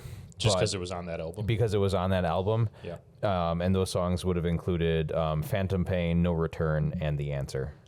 I should probably listen to Below itself. But I guess the good thing, and this is a first, really, for Fuck It, We'll Do It Live, was this is the first of any of the episodes we've done at the start of this podcast where I'm as green as baby shit in terms of any knowledge about this band at all. I was not a fan. I don't want to say I wasn't a fan. I knew shit about Beartooth before listening. You knew Jack and shit, and Yeah, Jack left town. Jack left town, as you say. My wife liked the newer music coming out. Skin, I think That's off this Riptide album, yep. also she likes. Oh, yes. I do enjoy that one too. Now that I've heard it on Octane, I think I was talking about earlier that was kind of where I started hearing them more prominently. I haven't heard them on any kind of, not that I listen to local radio here too much, but What's local radio? that's a good question. Something about waves in the air and I don't know, cell phones, technology, some bullshit like that. Some bullshit. Anyways, I knew nothing about this band, and I think it was actually kind of a good thing.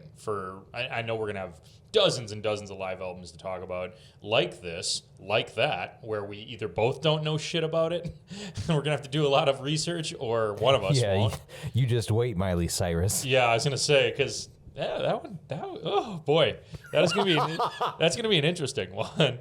But I knew zero about this band, and so going into it, right off the bat, the first day we were listening to it, I want the listener to know that just a couple weekends ago, Zach and I were building a shed in my backyard, and that was the first time we were listening to it on a little wireless Bluetooth speaker in my backyard building a shed. Yep. And my first impression just by listening to it I think I only paid attention to it through the lines probably. And then I was like, well, I'm going to have to listen to this consciously, obviously. Yeah. But the first thing I noticed, and I noticed this a lot about, and I jotted this down especially later on in my notes here, is that for some reason, harder rock bands, my whole life, love them. Love every one of them. Loved them since I was like 13 years old. Some of them, all the songs, when I first hear an album by them, sound the same. Yep. So while we were listening to it in the backyard, I wasn't admittedly paying as close of attention as I should have been. But, I should have only paid that much attention. We're swinging hammers and drilling things, and nobody went to the hospital. And then we had a horrible meal later, a great meal at a horrible restaurant later. Yeah. But at any rate, at the first thought, I was like, "Oh, this is gonna be tough," because I'm like, I don't know anything about this band, and they're all sounding the same to me. The songs, I'm like, right. lots of heavy guitar riffs, lots of screaming, I'm like, how do I differentiate? Then I really listened to it. Then I listened to it on a bike ride. One early morning, I took a very long bike ride. I'm partial to that, very into that outdoorsy sporting goods stuff, I guess you would say. I take very long bike rides, and I listen to full albums on it, my live collection, and I gave this one a go. And then I started to notice differences that I guess I should probably notice about rock bands, being the fact that that's the main genre I like. But I started noticing it, and I immediately got back after my ride and started writing this stuff down, because I was like, okay, I know exactly, I can sense and tell the differences in these songs now that I couldn't before. And it was very exciting because I was listening to this like a research project. You know what I mean? Yeah. Yeah, go ahead. Oh, I was going to say what I liked about it too, again, I can't recall if I mentioned it earlier, but the older songs, the songs that are, 5+ years old now, sure. like The Lines and some of the other ones, getting that fresh, they still have a different tone than the rest of the album, right? Because there's still that time, that space there between them, but it's still got a more aggressive edge than I would argue that maybe it had originally when they recorded it. Sure, yeah. And so one thing I noticed, and I did mention it earlier while you were talking during your analysis of this, was that I felt like the screaming was strained at some points. And you had mentioned, hey, Caleb Shomo might not be the only one screaming, singing, what have you on some of these songs. Or he's not. He's not. Yeah, there's multiple bandmates doing it, and you can see it. You can catch it in. There's a couple of live YouTube videos or music videos for some of the songs. I think Devastation is one. Yep. Yeah, you mentioned that. Well, no, actually, you mentioned it to me offline, not on the podcast. I think you told me because I was mulling it out loud, and you were like, "Well, I think that there's a lot of videos of this on YouTube, and from this actual live stream event." Yes. Now, going back to that, before I start diving into some of the songs and my thoughts about them, and kind of the flow of this album, you educated me. Remember, I was being weird earlier, and I still am weird, but I think some of our jams cleared that up. But you educated me that, yes, this was most definitely a live stream concert during COVID, which I think is remarkably awesome in hindsight. That is now like my wife even said it when I told her we were doing this episode. She had said, yeah, I didn't know that either. And she said, that's a testament to like the times. That's going to be emblazoned in time now that, hey, this was recorded and filmed as a live stream without an audience during COVID when we couldn't have a concert. And I thought for sure that noticing that there was no crowd noise, that would bug me. That would bug the hell out of me as a live album collector. That was from day one of this podcast. I've been saying that's like a draw to this kind of shit for me, is that there's crowd noise and they're interacting with them and stuff, right? But they still do in this, even me knowing that, hey, this was a live stream. This wasn't actually in front of an audience. But that brought me to the question I had to jot down before we jumped back on. Would this have sounded different? Would this album... I'm a huge fan of it now. Listen to it from start to finish. Even the songs I'm not that big a fan of, I want them all in place. Like you said, no changes, really. Surprisingly, out of the park for me, just a home run. But would it have sounded as good if it was actually a concert? You know what I mean? Like if there was an audience there. I like that thought process and the questioning of that, but I don't think so. I think part of what makes it as unique as it is that there is no crowd. Mm-hmm. And for instance, I think it's either it's towards the end of the album. I don't remember which song specifically, but going back to when he was in the middle of the song, he's like, "We haven't done this in like 2 fucking years, excuse me while I lose my fucking shit." That's right. And, I mean, if he was on the road and like putting this album like into the dirt rigorously every day for you wouldn't have got that on this recording. Right. And I think there's maybe that what I thought too was maybe there's that element of I guess the word would be not unabashed, but total relentless anonymity, where it's like there's nobody actually watching you. They're watching you on a computer. They're watching it's a live stream, or it's being filmed for future viewers. So there's this honesty to it of you can go fucking ape shit because I don't know, maybe someone's like they're not immediately watching you. It's like the Avatar concept. And that's exactly what I was just going to mention too, right? Because then there's certain liberties that they can take, certain things we can do. They could have played in a ring of fire if they wanted to, the 9th level of hell, whatever. No one's getting hurt. No pun intended, right? Building's not burning down. No one gives a shit. Right. Yeah. They could have done whatever they wanted. Nobody would have been liable for anything except for what they subjected themselves to. So I wonder if that would affect the quality of the recording, because the quality of this recording is studio level quality. Yeah, absolutely. I mean, in comparison to something that I'm sure we'll cover later on, like Papa Roach's deluxe extra disc that came with Crooked Teeth that was recorded in Detroit. I only reference this one because it was recorded in Detroit on their tour for Fear. And they too were doing a live stream at the same time with a crowd. Yes. Like they were recording it at a venue, but they had Yahoo Live in the house and blah blah. And that recording, I remember that. Love Papa Roach, but that recording I'll get to it at that episode, but it's not great. Yeah. Quality wise, this one is studio quality level, which sounds awesome, sounds pleasant to the contemporary ears. Now that we know that that's kind of, it's not lo-fi, let's say. But I do wonder, maybe not even just the recording of it. I wonder sometimes if, the energy, would things have changed about this performance if there was a crowd of people getting rowdy in front of them? If, I don't know, that's a billion different amounts of variable change right there, where Now you're looking into the crowd and somebody's body surfing. Oh no, that girl fainted. Oh no, this happened. You know, like, right. You don't have to be conscious about. Yeah, and you're not conscious concerned. of anyone. Yeah, except performing. And it's funny you mentioned that because before getting here, there's a certain point, and I'm sure you've probably experienced this too, playing other people's songs. Sure. Right, and just being able to let loose.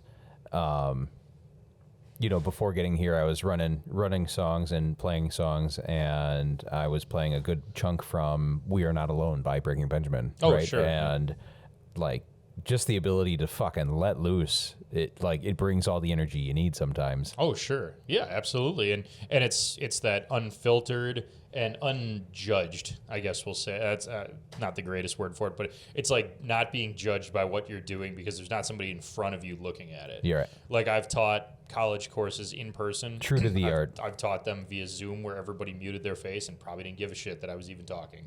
They were there to learn Photoshop. They were there to learn Illustrator, whatever. They didn't care what I was doing. And both of them I'm teaching. Both of them, it's funny. It requires the same energy, but one is a lot more enjoyable and the other one is a lot more like a job. And the one that's more enjoyable is in person, right? When there's people in the room. The one that was more like a job was the filming it and live streaming it on Zoom, what have you, after COVID happened. Ironically enough, I love that. I love technology and innovation and things changing. And I would love to think that one day maybe there's going to be, we've discussed this, a mixture of live streaming opportunity and live concerts, so bands maybe don't have to live 400,000 years on the road without ever seeing their families or their kids or anything like that, and still reach audiences that they can't usually reach, like in countries that they can't travel to, I'd be curious, we've had conversations regarding some of this, ironically, well before live streaming, some of this stuff. Yeah. I wonder if, not to sound too cheesy, but if like destination venues start becoming a thing, like Metallica live in the burning building, and just something just outrageous because they can do it. Because they can do it. It doesn't matter. Yeah, and I think that is a thing, because the reality is the kids that are and have grown up with COVID live streaming, where they're young enough that this is going to leave a lasting impression on them. I'm not talking kids in their 20s and up that do go to concerts, or I'm talking the kids that aren't old enough to go to concerts, aren't old enough to see Beartooth or anything live yet. When they do start discovering these bands, they're already so digitized, and they're so connected and live. Like, I think we're looking at we need that real in-person thing. I'm an advocate of that, absolutely. But I'm also an advocate of, I've never had any employee that worked for my business work at an office. You know what I mean? Like, they're all remote. I'm an advocate for both. There's a time and place. But I think that you got to appreciate maybe that there's going to be a lot of kids that will be coming up and will be starting to go to concerts that prefer that, just be that whole, what would you say, metaverse is what it is, and VR and AR and all that stuff, because that's just what they're born into, just like we were born into the 90s and Ren and Stimpy and like Game Boy and stuff like that, right? I had a conversation regarding some of that stuff earlier in the week. Maybe it was a couple of weeks ago, but there happened to be like a park nearby, and everything's soft and plastic and like foam covered and whatever. And I forget if it was Dennis Leary or who it was who made the joke. Like, we grew up with steel pipes and concrete. Like, get the fuck out. Yes. So nobody died. So funny thing on that, and it will lead really well into me starting to go through some of these songs on this quite hard and heavy hitting album. To add to that concept, I think that kids will probably take to the kind of both and world, so to speak, of metaverse and reality and all that as they choose, because when I was studying something in my master's degree about that whole, we've got iPads now for kids to finger paint with, and mind you, I majored in something that was kind of rooted in art education. It was, okay, is tactile art or is digital art? Well, I learned all about both, which is better, et cetera, et cetera. The sensation of touch and the sensations that we get from a physical experience are always going to be different than something digital, because if you close your eyes and stick your hands in a pile of finger paint, it's cold. Maybe it's kind of like, like it's older, so maybe there's lumps in it, whatever. I don't know. You stick your hands on a finger painting app. It feels just like you're sticking your hands on a app that's playing Farmville or some shit. You know what I mean? I wonder if that's similar to, like, for instance, where I work, the engineers create drawings of tools, right? And there are programs that hypothetically run the system that show how this is supposed to be made, and like there's a hypotheticalness behind it. Oh yeah. But then once you get to reality, it's not exactly the same. Right. Right. And then there's relativity to that regarding the realism or reality of it versus just the hypothetical visual aspect. Right. Or the fact that a couple days back, my wife and I went to a water park, and we were getting on a slide that we had never been on yet, and it's been new for a few years here in the good old Wisconsin Dells. And I had watched it on YouTube just out of curiosity because I'd never been on it. Yeah. And waiting in line, I'm like, doesn't even matter. Doesn't matter that I watched it on YouTube. I've never experienced it. I don't know what it feels like, the inertia, the physics, all that stuff. But what I was getting at was... what they're saying, like to kind of laugh about your playground analogy here, was that these kids that are real high touch and not very tactile are possibly going to become more fragile in the future. And I know that sounds like very elder millennial and or boomer is the quote would be of me, but it is anatomically true. The less a kid actually might get bumped around at a playground or doing gym class or what have you, and instead watching a video about how to this, that, and the other thing, the more fragile they might be because they're never going to really get that experience of being bumped into at a concert or being, mentally, physically, like that fragility is going to be there. But that's kind of the tomb that we've built ourselves nowadays, so to speak. And that's that's why I think live streaming concerts it'll be a both and thing. It'll be pay a lot to go there and see them Metallica play in a burning building, and know you're gonna feel the fire on stage, feel the crowd ramming into you, all that stuff, or watch it at home like it's a pay-per-view, just like any other pay-per-view event. Right, and I think that's a what word am I looking for? It's a compiling effect. Sure. Cascading effect. I don't know. Cascading. To go back to your point to not experiencing it, it easily goes back into like training and or physical ability. If you don't use it, you lose it. And for instance, like whether you're working out or training or like you stop going to leg day, well, your legs are going to turn into Jell-O. Right. You stop doing leg day, you're going to get messed up. Like they're going to turn into a nice, smooth tapioca. Oh, no. Get out of here with that. But, and then in terms of like back when we were doing Krav Maga very frequently and what have you, body conditioning, right? Taking the hits, right? You can run through the drills all you want, but until somebody actually socks you in the gut and gives it to you good, you don't know what that feels like. Right. Yeah, exactly. So I think that this is a phenomenal live album because it was filmed during a very pivotal time admittedly in our culture, globally. But I also think that it is a testament to the fact that, this is here to stay. And those who are naysayers of it right now are not the market. They're not the market for it. It doesn't matter. Really not. They're not. Of course, they want to go to every concert they can. And like my wife and I are the same. You are the same. Like we go to concerts because we want to see it, feel the bass, all that. So I went and saw Starset, got into the pit. That was awesome. Like down in front. I had earplugs in because I'm 33, so let's just just be careful here. But at any rate, is this the bathroom? No, this is a subwoofer. Yeah, I remember that. That's an old one. Yeah, that's an old. That is also a live album. Maybe someday. It is. Never thought about that. Going into this set list, though, yes, it kicks off with Below. That one did, even when we were listening to it building a shed, that one did stand out to me. It was different. It was like, this is good stuff. 666 feet in my hell below. Is that what they're saying?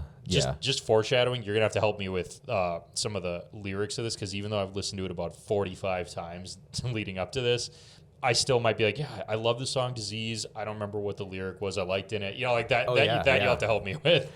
But at any rate, Below, phenomenal. I loved that song, and that was a great intro. I know it's from the new album. Yep. Aptly named Below. But it was a kicker. It was like, yeah, this is this is, like got this groove to it. That was kind of something I had noticed throughout this album too. There's a lot of groove. Yeah, for being a heavy metal hard rock, like real hard album. I don't have anything to say. Devastation, that's the one. It's the energy. It's funny you say that because on the way here, I heard the album version and I was like, I got to put that back on and like listen to the live version of it because it was opposite for me. I was like, yes. Oh, really? Oh, yeah. You like the live one better, or you like? I like the live one better. Yeah, it's for me, it's the guitar syncopation. Oh, sure. Yeah, I don't hate it, but it's just not. It didn't stand out like some of my favorites. Sure. On this. So. And mind you, as I go through this, I don't want to change anything about it, just like you don't. But that's the good, the bad, and the ugly. I just want it all there because the album itself is a collector piece. But Hated, love Hated. I love how it's sung and scream the choruses are great. And I think my favorite line is the bullseye painted on your chest. Yep. Yeah, that part. Oh man, that's so good. And I think I had jotted down, I like the singing and screaming combo. I'm big on that, and I've always been, probably since Linkin Park, all the way back in the day. I would even dare to say, I know Evanescence has a live album that I don't hate, but I would dare say, it's funny the way you say them, Lacuna Coil, that like female singing to male screaming. Ratio. Yeah. The Butcher Babies are kind of big on that now too. Like I like the singing screaming combo. Yeah. Which I can't say that that's all I like because I like Slipknot and Mudvayne, and there's not in the early days there wasn't a lot of singing screaming combo. It was a lot of screaming, yes. A lot of aggression. But Hated was kind of the first one where it kind of stuck over. I'm like, this is good. I'm getting the catchiness. And you had heard that one before because I let you borrow that album. Yes, I had heard it. It just didn't.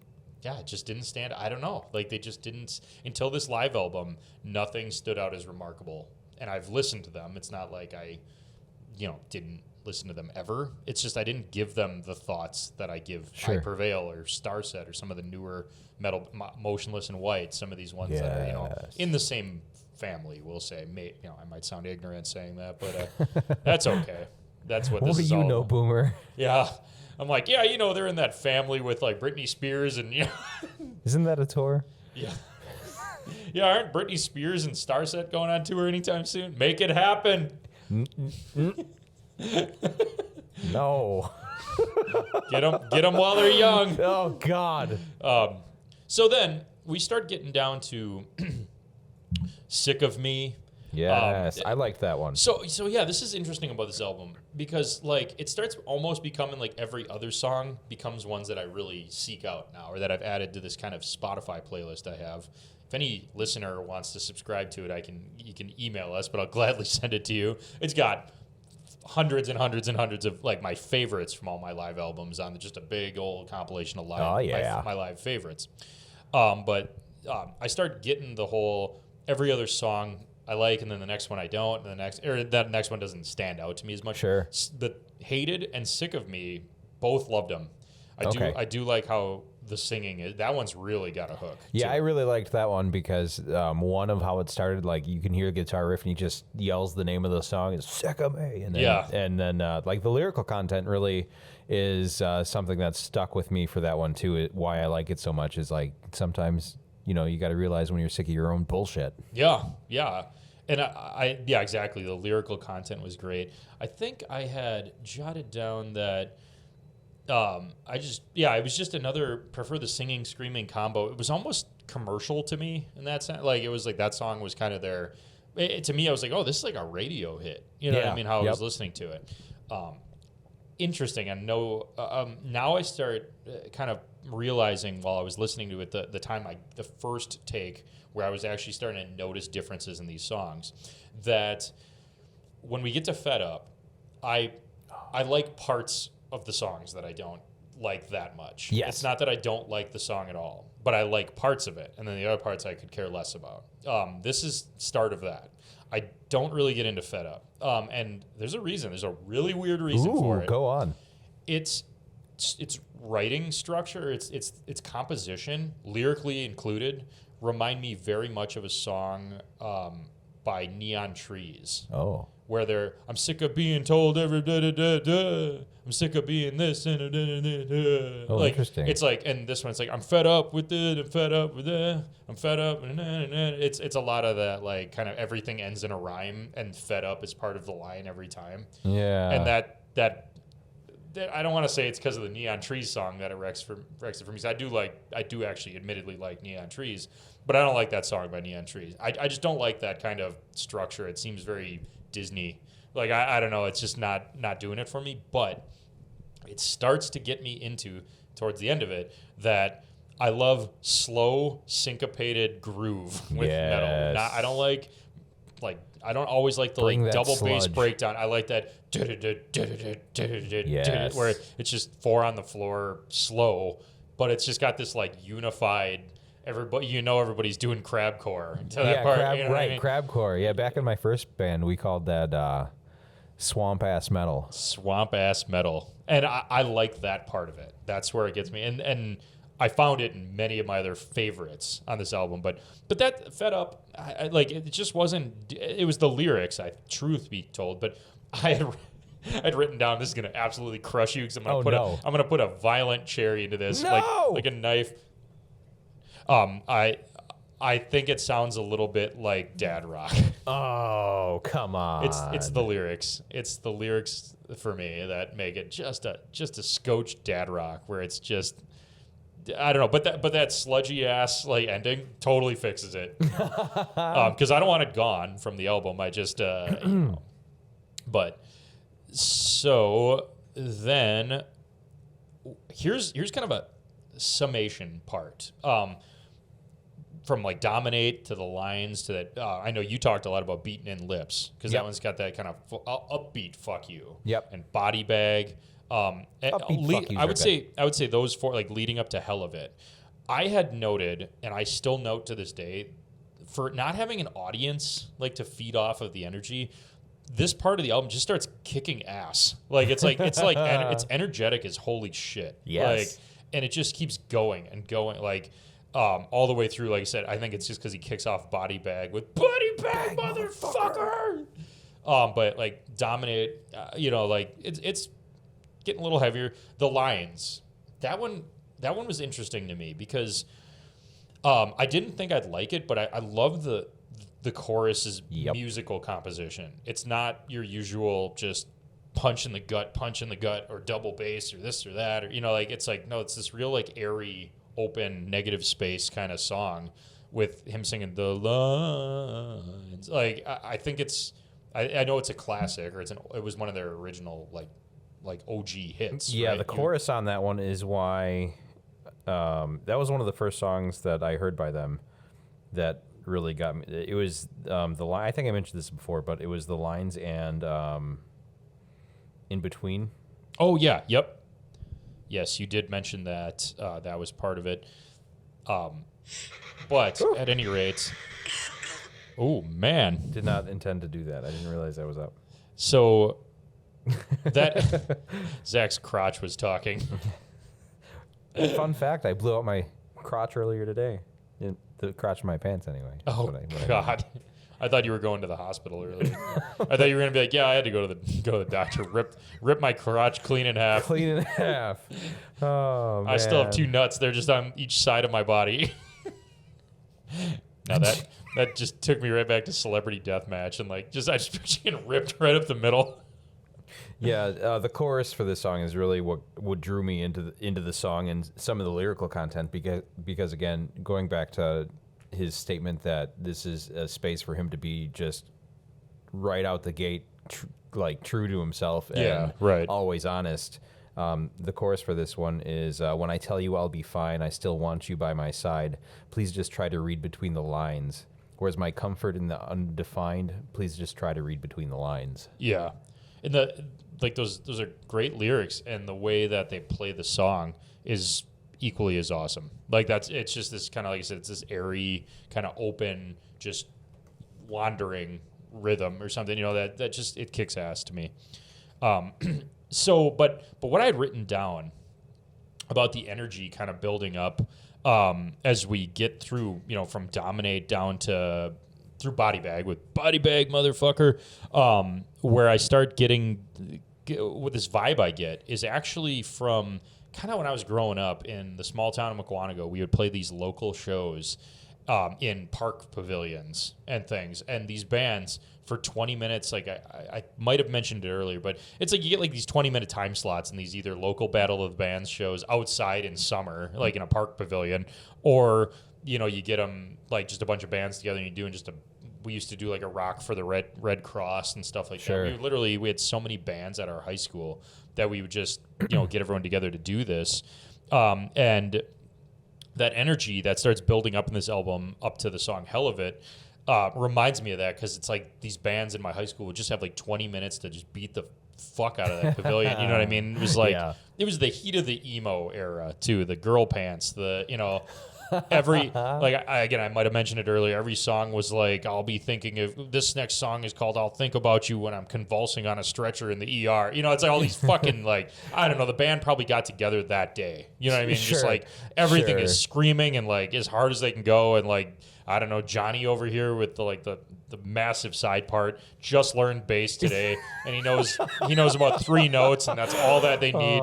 And their songs are a minute and a half long and whatever. That energy is what I get from that stretch. You've seen Scott Pilgrim versus the World, right? Yeah, like 100 years ago. That reminds me of like in the movie they've got a battle of the band. Well, like they're in a band, so they play many battle of the bands. And one of the first scenes where they're playing as a band, they're up against another group, and I forget what the names of the songs were, but he's like, this song is called I'm So Sad, and they play like one note and like stop. It's like, the fuck was that? And then that takes me back even farther to the 90s with King of the Hill. My sister was recently watching reruns of it. She's a big fan of reruns from the 90s. She's very nostalgic for the 90s, and she's a big listener, so I'm just going to give her a shout out there. But she had said there was an episode where John Redcorn was sad, and he's playing like this concert. I don't remember this episode in specific, but I'm sure if I saw it, I would. But she's like, he wrote all these songs about killing himself, but it's like everybody's, it's at a happy event, so he's trying to change everything, like to not be so morbid, or sad. Oh man, and that's what that reminds me of. But at any rate, the energy for those stretch of songs, like I'm not super big into Dominate. The lines for sure, definitely like that one. All the way through Body Bag, just that raising energy where I was like, I don't know when this is gonna is this sustainable? Like, when is this coming down? Probably. Will they keep going? And I was actually finding myself looking back at the playlist because I was doing some work while I was listening to it those times, and I would like have it up on my TV, my smart TV, over in the living room, playing through the sound system on our TV. But I had it attached, my Spotify attached to my phone here, so I kept like switching over to the actual track listing. So I'm like, it's got to be Skin. When they get to Skin, it's got to be coming down a little bit, right? And it did. But actually, like, not before roping me into one of my favorites on this, Hell of It. That officially got me to a point. I think when I was listening to it on my bike, again, another bike ride I took. I take many bike rides. I was like, the bike rides. I was like, holy shit, this song fucking slaps in the best way possible. Love that phrase. Oh my God. Fucking slaps. And what did I write about it? Because I kind of put my notes out of order because I was just spilling my mind. And again, this maybe because I'm as green as baby shit about this band, but I just, oh my God, it was such an ass kicker. And it was in bold.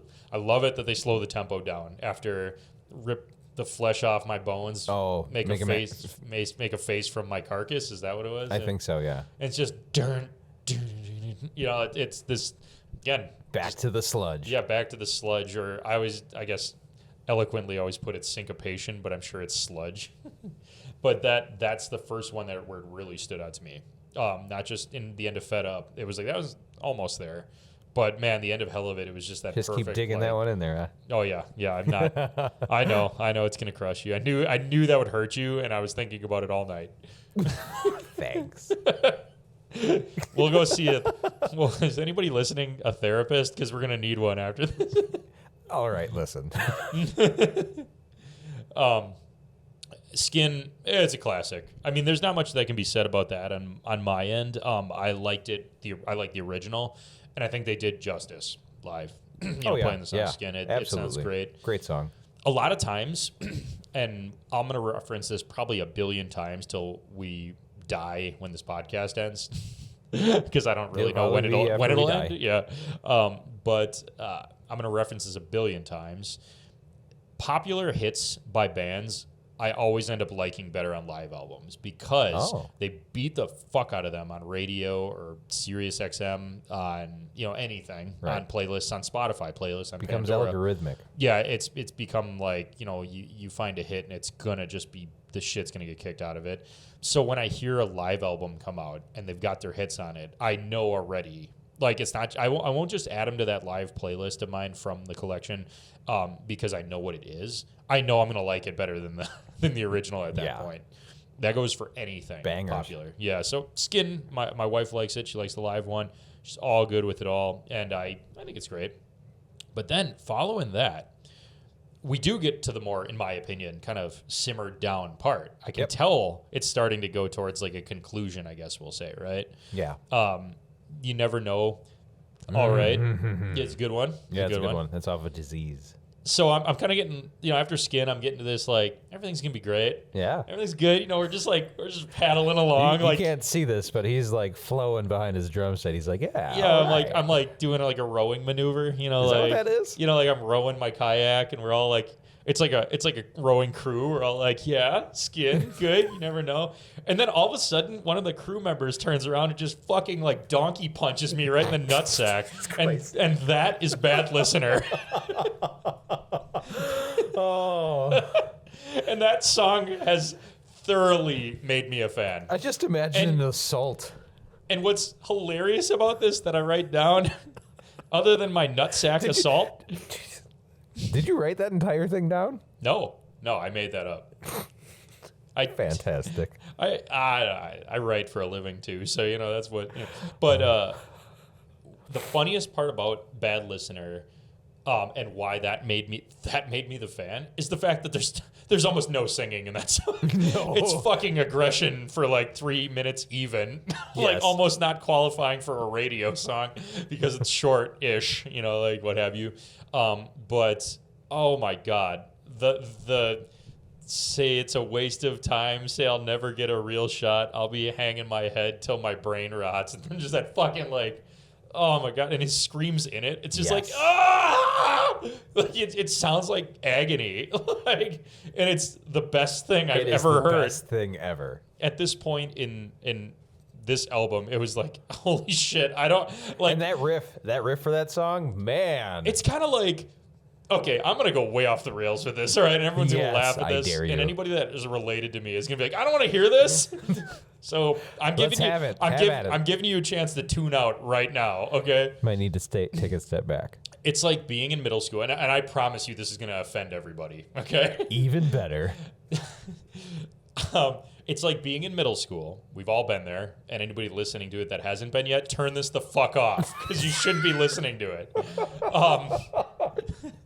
But it's like being in middle school, and you're chasing significant other, guy, girl, doesn't matter. I'll keep this nice and platonic, okay, and that or nice and even.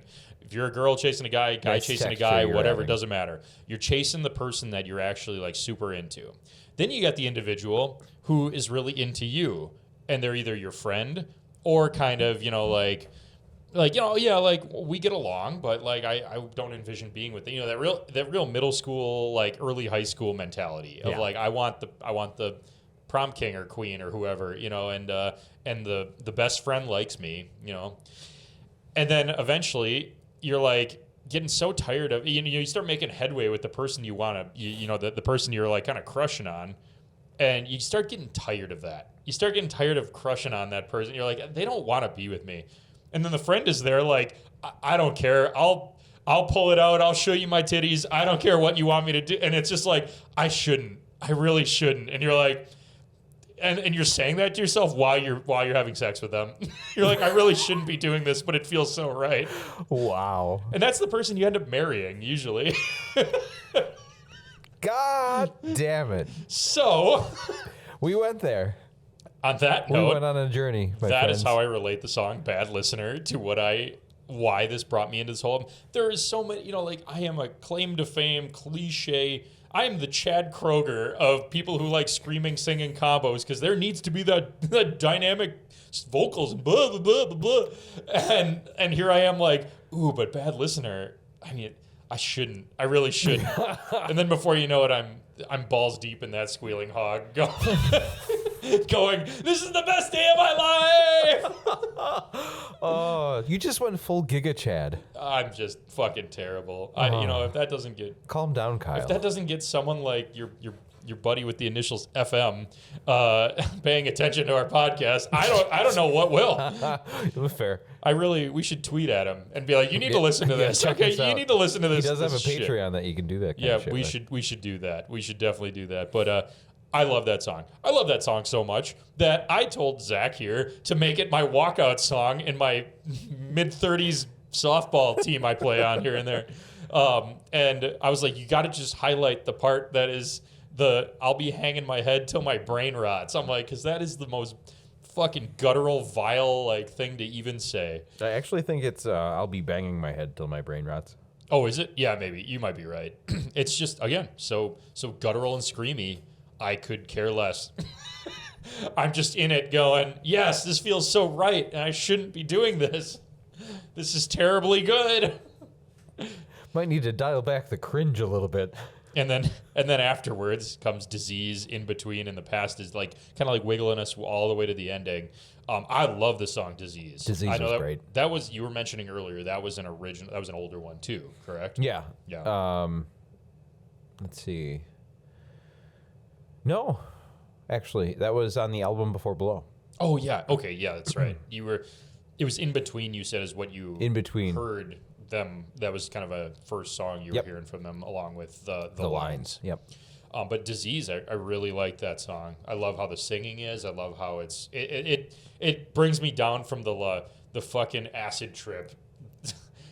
the wandering around in the desert eating manna, acid trip, dehydrating. I'm waiting for your hair to start on fire. Yeah, it was just insane. And then so Disease comes in and it's like, it's okay, we're going to get through this together. We're going to dial it back. It's while I'm laying in bed chewing on my fingers. Disease is sitting there next to me going, can somebody get a pacifier in here? Come on. He's going to chew his fucking tongue off. And my pupils are just black holes. And I'm like, what happened? I'm like, I can taste sound. I can taste sound. But I really love Disease. I love the lyrics. I had written down exclusively that I love the lyrics, great performance of it. Phenomenal Fun fact, song. some people can actually see sound. I don't in doubt colors. that. Kanye West is one of those people. Oh, really? Yeah. Interesting. I wonder how. I wonder what that means in his mind. It's like a extra sensory thing. I warned everybody I was being weird tonight. Oh yeah. Many times during your party. Oh yeah. I forget who else has it, but there's a condition where you can actually see sound in the form of, I think, colors. I forget the name of it. Anyway. Yeah, that's interesting. Yeah. But yeah, In Between, I like that one too. Disease and In Between. It's a nice come down from, in all seriousness, it's a nice come down from a heavy hitter like Bad Listener, because it kind of brings me back to earth. And then Past is Dead. Past is Dead. All I got on that, really, I like it. I really do like it. And all I got on that is the chuggy, again, is it accept that the past is dead? Was that the lyric? Yeah, I can't accept that the past is dead. Yeah, and it's yeah, again. Yeah. Sludge, we'll call it that. Back to the sludge. Back to the sludge. It's interesting that they chose that to end the album because that was their first single from this album that they released. From the Below album. Yeah. The Past is Dead? The Past is Dead, yeah. And I never heard it before this. I know Skin too. I heard that plenty of times, but never heard that. Never heard Past is Dead. And that makes me sad because it's a good one. It's a good one. It's kind of like it's a good ending, lyrically. But then we get to something that is near and dear to my heart is the Last Riff. The Last Riff. Both albums, this album and the album version of Below, or I should say the studio recorded album of Below, end with the Last Riff. Yeah, I noticed. I did notice that. Okay. But I didn't know what the Last Riff was. I thought it was kind of a tongue-in-cheek thing at first where it's just, we're going to do this and call it the Last Riff. You know, similar to Right. a lot of bands that'll just be like a song called Drum Solo because, you know, Ginger Fish is playing between Rob Zombie singing, you know. Right. And I love that stuff. Like, that's what I liked about this too, though, is because I thought the exact same thing. I was like, oh, cool, this is called like the Last Riff, but like, no, it fucking moves you. Oh, it does. Like, what? And if y'all can't tell from our podcast, I thrive and love playing in instrumental bands, and instrumental music and things like that. And this has phenomenal drumming in it. Just it's great. I'm not bored. And this is like a 4 to 5 minute thing that they do to close this off. Oh yeah. And I'm not even slightly bored during it. And I admit, I know, you know, playing locally, really locally, instrumentals are great at clubs and nightlife kind of stuff where people want to just hear ambient music, jazz, funk, whatever you want, blues a lot of times, whatever you call it. But when you're playing in a band like Beartooth, that you got to be careful with that because it could just be big ending and no one gives a shit. Yep. Even being a musician that knows what they're doing, I am not bored at all during that song. And I think the drumming is exceptional. And to kind of conclude my part here, I think the drumming is an exceptional thing in this whole album because the more I like to open my mind and learn how to play stuff that I might not be really super excited about playing all the time, even just to learn it, to say I know it, I have mad respect and always do because I love this genre of music. I love listening to it, even if I don't play it all the time or at all. I have mad respect for drummers and musicians in these bands because of the syncopation and everything that goes into that. Oh, yeah. You know, like yes, the technicality of the drumming on this album is fantastic, and probably in this genre in general. And it's grown on me in so many ways that I wasn't expecting. That I'm always looking to learn more about how to play like a drummer for Beartooth, or you know, like the drummer for any of the bands that, you know, Motionless in White. Doesn't always have to, and the respect I have too, and this is a drummer thing for those listening that might be drummers, it doesn't always have to be lightning fast double bass. It can be tasteful and worked in syncopation with stuff. That's what makes a lot of this shit sound heavier. Mm-hmm. You know what I mean? For instance, again, my wife and I, when we were coming back from that water park earlier, in a few days ago, I was listening on the drive home to Motionless in White's new album, and I think it was Cyber Hex. Yeah, was the song, and it's like that was their first single off that album. The double bass drumming is just kind of like straightforward. Yep, it's. I mean, many elitist drummers that are really into death metal and the real fast Joey Jordison lightning blast beats. Yeah, blast beats, right? They might look at it like, whatever. I'm like, yeah, but I think that kind of double bass drumming, even if I don't use a double pedal all the time or really at all when I've played out recently, I think that kind of drumming is tasteful and actually is heavier a lot of times because of how well and how composed it is with the music. Beartooth did a phenomenal job with that. And I think what Beartooth does is they, at least part of what does it for me is, you know, dial it back to like the 80s and like hair metal bands and metal bands in general, just riffs on riffs on riffs on leads on solos on riffs on drum solos on riffs on, you know, just over the top everything all the time. I think what Beartooth does is they really utilize the negative space to their advantage to cultivate that heaviness. You know, because it's one thing to know that you need the negative space to make the other part of it pop, but it's another thing to know how to do it to get the effect you want. Right. And the lines and then even those sludgy parts of those are all always adding up to me as like, that's what I'm talking about with negative space. And like my professional background is in written and visual and all that type of art, digital art, commercial art, and all the education that I've had behind me was always pointing at negative space. It was, hey, look at the negative space. So when my company designs logos or marketing materials, or a lot of times all our apparel clients we have, when we design stuff like that, they're like, oh, we need it to look like this surf T-shirt, right, or something. It's like, well, first especially when I have an intern or an apprentice at my company, like I'll be like, well, look at the negative space. Like, look at how could you make this by using like shapes to cookie cutter out the shape. You know what I mean? Like, think of it like a silhouette. like that sort of thing. Yep. And music, that's very important. And I don't think a lot of the bands in this genre always think that way. I think the ones that don't really get far are the ones that don't really appreciate that negative. It's always, we got to play this same beat, or we've got to fill the space with solos. Like you said, we got to fill up everything. Right. And I think the negative space is really almost a moving thing. And that's what made me a fan of this album so much, and made me like, I don't know shit about Beartooth, so I don't know what I would add like you would, but I wouldn't change a thing about this now being a fan, especially of this live bonus album, because I think that alone, that sludgy, like, dun, dun, dun, dun, dun, dun, or whatever, where it's just moving and grooving. Can't see me, but I'm headbanging. Yes. Headbang into my awesome beatboxing, I'm sure.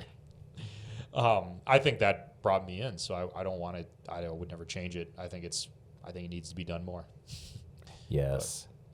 But, well, folks. Is that all you got? That's all I got. That's all you got. Yeah, that's Beartooth. That's Beartooth. Live from the Journey Below. Oh, it's such a good album. It's such a good album. I think they've got other live stuff too. They had the deluxe version of Aggressive, and they had, I believe, some live footage on that. Sure. Included with a DVD and what have you. Mm-hmm. I haven't seen any of that. Really? Yeah. I know you did, right? Yeah, I watched it once. You borrowed it to me? Yeah. And I remember watching it going, God damn, wish this was a live album. And that was it.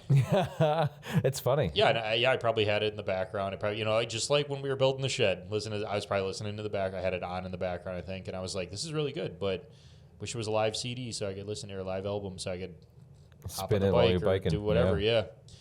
But yeah, they need more. And a lot of these bands, I know we're going to do some episodes where, because we mentioned even in episode 1 that we'll do some episodes where this band doesn't have a live album. Let's make one for them. You know, like that sort of thing.